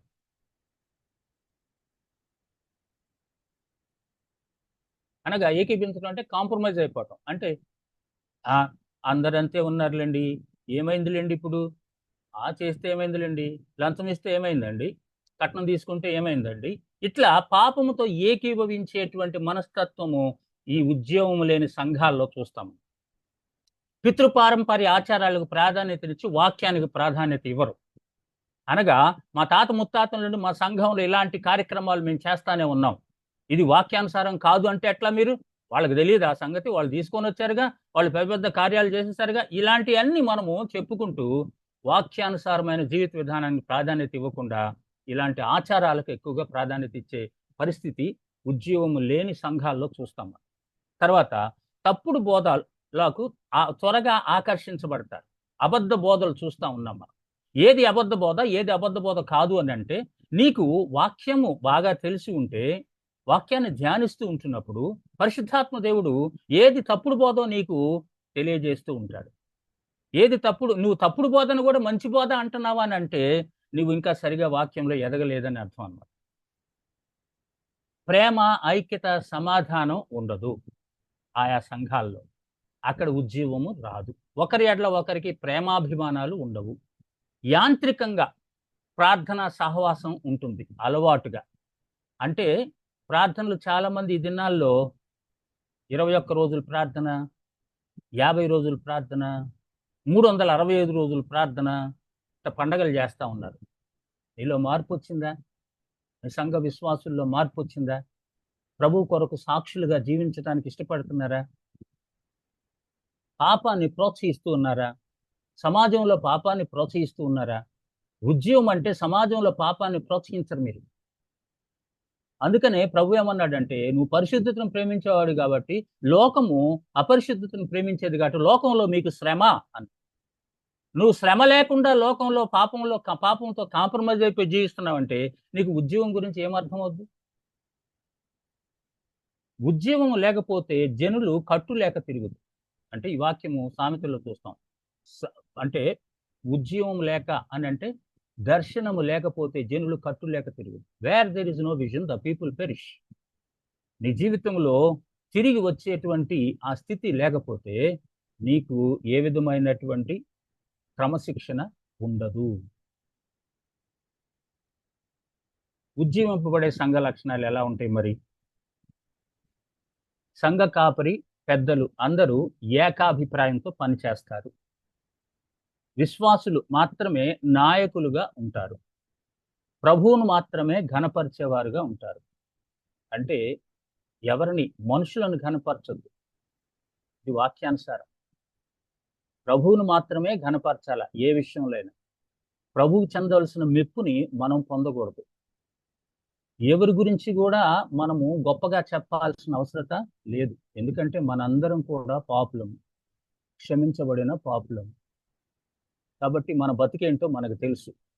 మన గురించి మనం గొప్పగా చెప్తూ ఉంటే చాలా మంది సంతోషిస్తూ ఉంటారు. అది మంచి విధానం కాదు. జనులు మిమ్మును పొగడటం వలన దేవుని ఆశీర్వాదం కోల్పోతారు. గమనించండి దేవుని బిడ్డలారా, ప్రభువును మాత్రమే ఘనపరచండి. అందరి ఆత్మీయ జీవిత ఎదుగుదలకు ప్రణాళికలు కలిగి ఉంటారు. వాక్య ధ్యానానికి సమయం వెచ్చిస్తారు. ఉజ్జీవం రావాలంటే వాక్యం చదవటం, ధ్యానించటం, ఈ విషయాల్లో మనలో ఉజ్జీవం రావాలి అని స్పర్జన్ అంటాడు. నీలో ఉజ్జీవం రావాలంటే వాక్యం చదవటం, ధ్యానించటంలో నీలో ఉజ్జీవం రావాలంటాడు. అంటే సరి చేసుకోవాలి ఆ విషయం. ఆత్మ నింపుదల గల నాయకులు ఉంటారనమాట. దేంట్లో? ఉద్యోగం ఆశించేటువంటి సంఘంలో ఒకరి ఎడల ఒకరు క్షమాహృదయులై ఉంటారు. పరిశుద్ధతను ప్రేమించేవారై ఉంటారు. పాపముతో ఏకీభవించరు. సువార్త ప్రకటన ఎడల శ్రద్ధ కలిగి ఉంటారు. తప్పిపోయిన వారిని విడిచిపెట్టరు. శ్రద్ధతో సహవాసానికి మరలా నడిపిస్తారు. ప్రేమ, ఐక్యత, సహవాసంలో ఎడతెగక ఉంటారు. ఆది సంఘ లక్షణాలు ఇవన్నీ కూడా. క్రమశిక్షణ కలిగిన క్రైస్తవ జీవితం ఉంటుంది. ఇక్కడ ఆండ్రూ ముర్రే చెప్పినటువంటి ఒక ఇది సేయింగ్ అనమాట. A revived church is the only hope for the dying world. ఈ యొక్క చనిపోతున్నటువంటి ఈ యొక్క లోకానికి, పాపములో కొట్టుమిట్టాడుతున్నటువంటి ఈ లోకానికి ఉజ్జీవం పొందినటువంటి సంఘమే నిరీక్షణ. అనగా ఈ యొక్క లోకము మార్చబడాలంటే సంఘం ఉజ్జీవింపబడితేనే దాన్ని సరైన రీతిలో లోకంలో ఉన్నటువంటి విషయాన్ని మార్చగలము. ఈ సత్యాన్ని గుర్తించాలి. అయిపోయింది. వాక్యమునకు విధేయులై ఉండండి. చివరిగా నేను చెప్పేది ఏంటంటే, ఇన్ని విన్నారు, వాక్యానుసారం అని తెలుసుకుంటున్నారు, ఈ సత్యాన్ని గుర్తిస్తున్నారు. కాబట్టి ఈ 2 వాక్యాలను మీరు చదవండి. యాకోబు పత్రికలో మీరు వినువారు మాత్రమై ఉండి మిమ్మల్ని మీరు మోసపుచ్చుకొనకుండా వాక్య ప్రకారము ప్రవర్తించువారునై ఉండండి. అనేక మార్లు ఈ అన్ని విషయాలు వింటున్నాం, కానీ ఇంప్లిమెంట్ చేయట్లేదు. నిలకడగా ఉండువాడెవడో వాడు విని మరచువాడు కాక క్రియను చేయువాడయుండి తన క్రియలో ధన్యుడగును. నువ్వు ఆశీర్వదించబడాలంటే వినిన వాక్యము నీ జీవితంలో క్రియల్లో కనపడాలి. మన సంఘాల్లో స్థితి ఏంటనేది మనకు తెలుసు. దాన్ని ఎక్కువగా మనము వివరించనక్కర్లేదు. కాబట్టి మీ సంఘంలో స్థితి మీకు తెలుసు. దేవుని ఎరిగిన బిడ్డగా, వాక్యం వినినటువంటి బిడ్డగా నువ్వు ఏ విధమైనటువంటి రెస్పాన్స్ కలిగి ఉంటున్నావు? నాకెందుకండి, ఆరాధనకి వెళ్ళి వస్తే చాలు, వాక్యం విని వస్తే చాలు, చందా వేస్తే చాలు, నా 10వ వంతు ఇస్తున్నాను, దేవుడు నన్ను ఆశీర్వదిస్తున్నాడు చాలు. ఇది కాదు నువ్వు ఆలోచించాల్సింది. ఒక విశ్వాసిగా నీ సంఘం యొక్క ఎదుగుదల, ప్రతి విశ్వాసి కూడా ప్రభువులో ఎదుగుతున్నాడా లేదా, క్రీస్తు కొరకు సాక్షిగా జీవిస్తున్నాడా లేదా చూసుకోవాల్సిన బాధ్యత ప్రతి విశ్వాసి మీద ఆధారపడి ఉంటుంది. సంఘ కార్యక్రమాల్లో పాల్గొనటం ఇవన్నీ కూడా వారి యొక్క పరిశుద్ధ జీవితం మీద ఆధారపడి ఉంటుంది. సంఘం యొక్క కాపరులు, సంఘం యొక్క పెద్దలు కూడా ఈ విషయాన్ని చక్కగా గ్రహించాలని చెప్పి నేను మనవి చేస్తూ ఉంటున్నాను. Okay, thank you so much. ఇంతటితో నేను ఈ యొక్క విషయాన్ని ముగిస్తూ ఉంటున్నాను.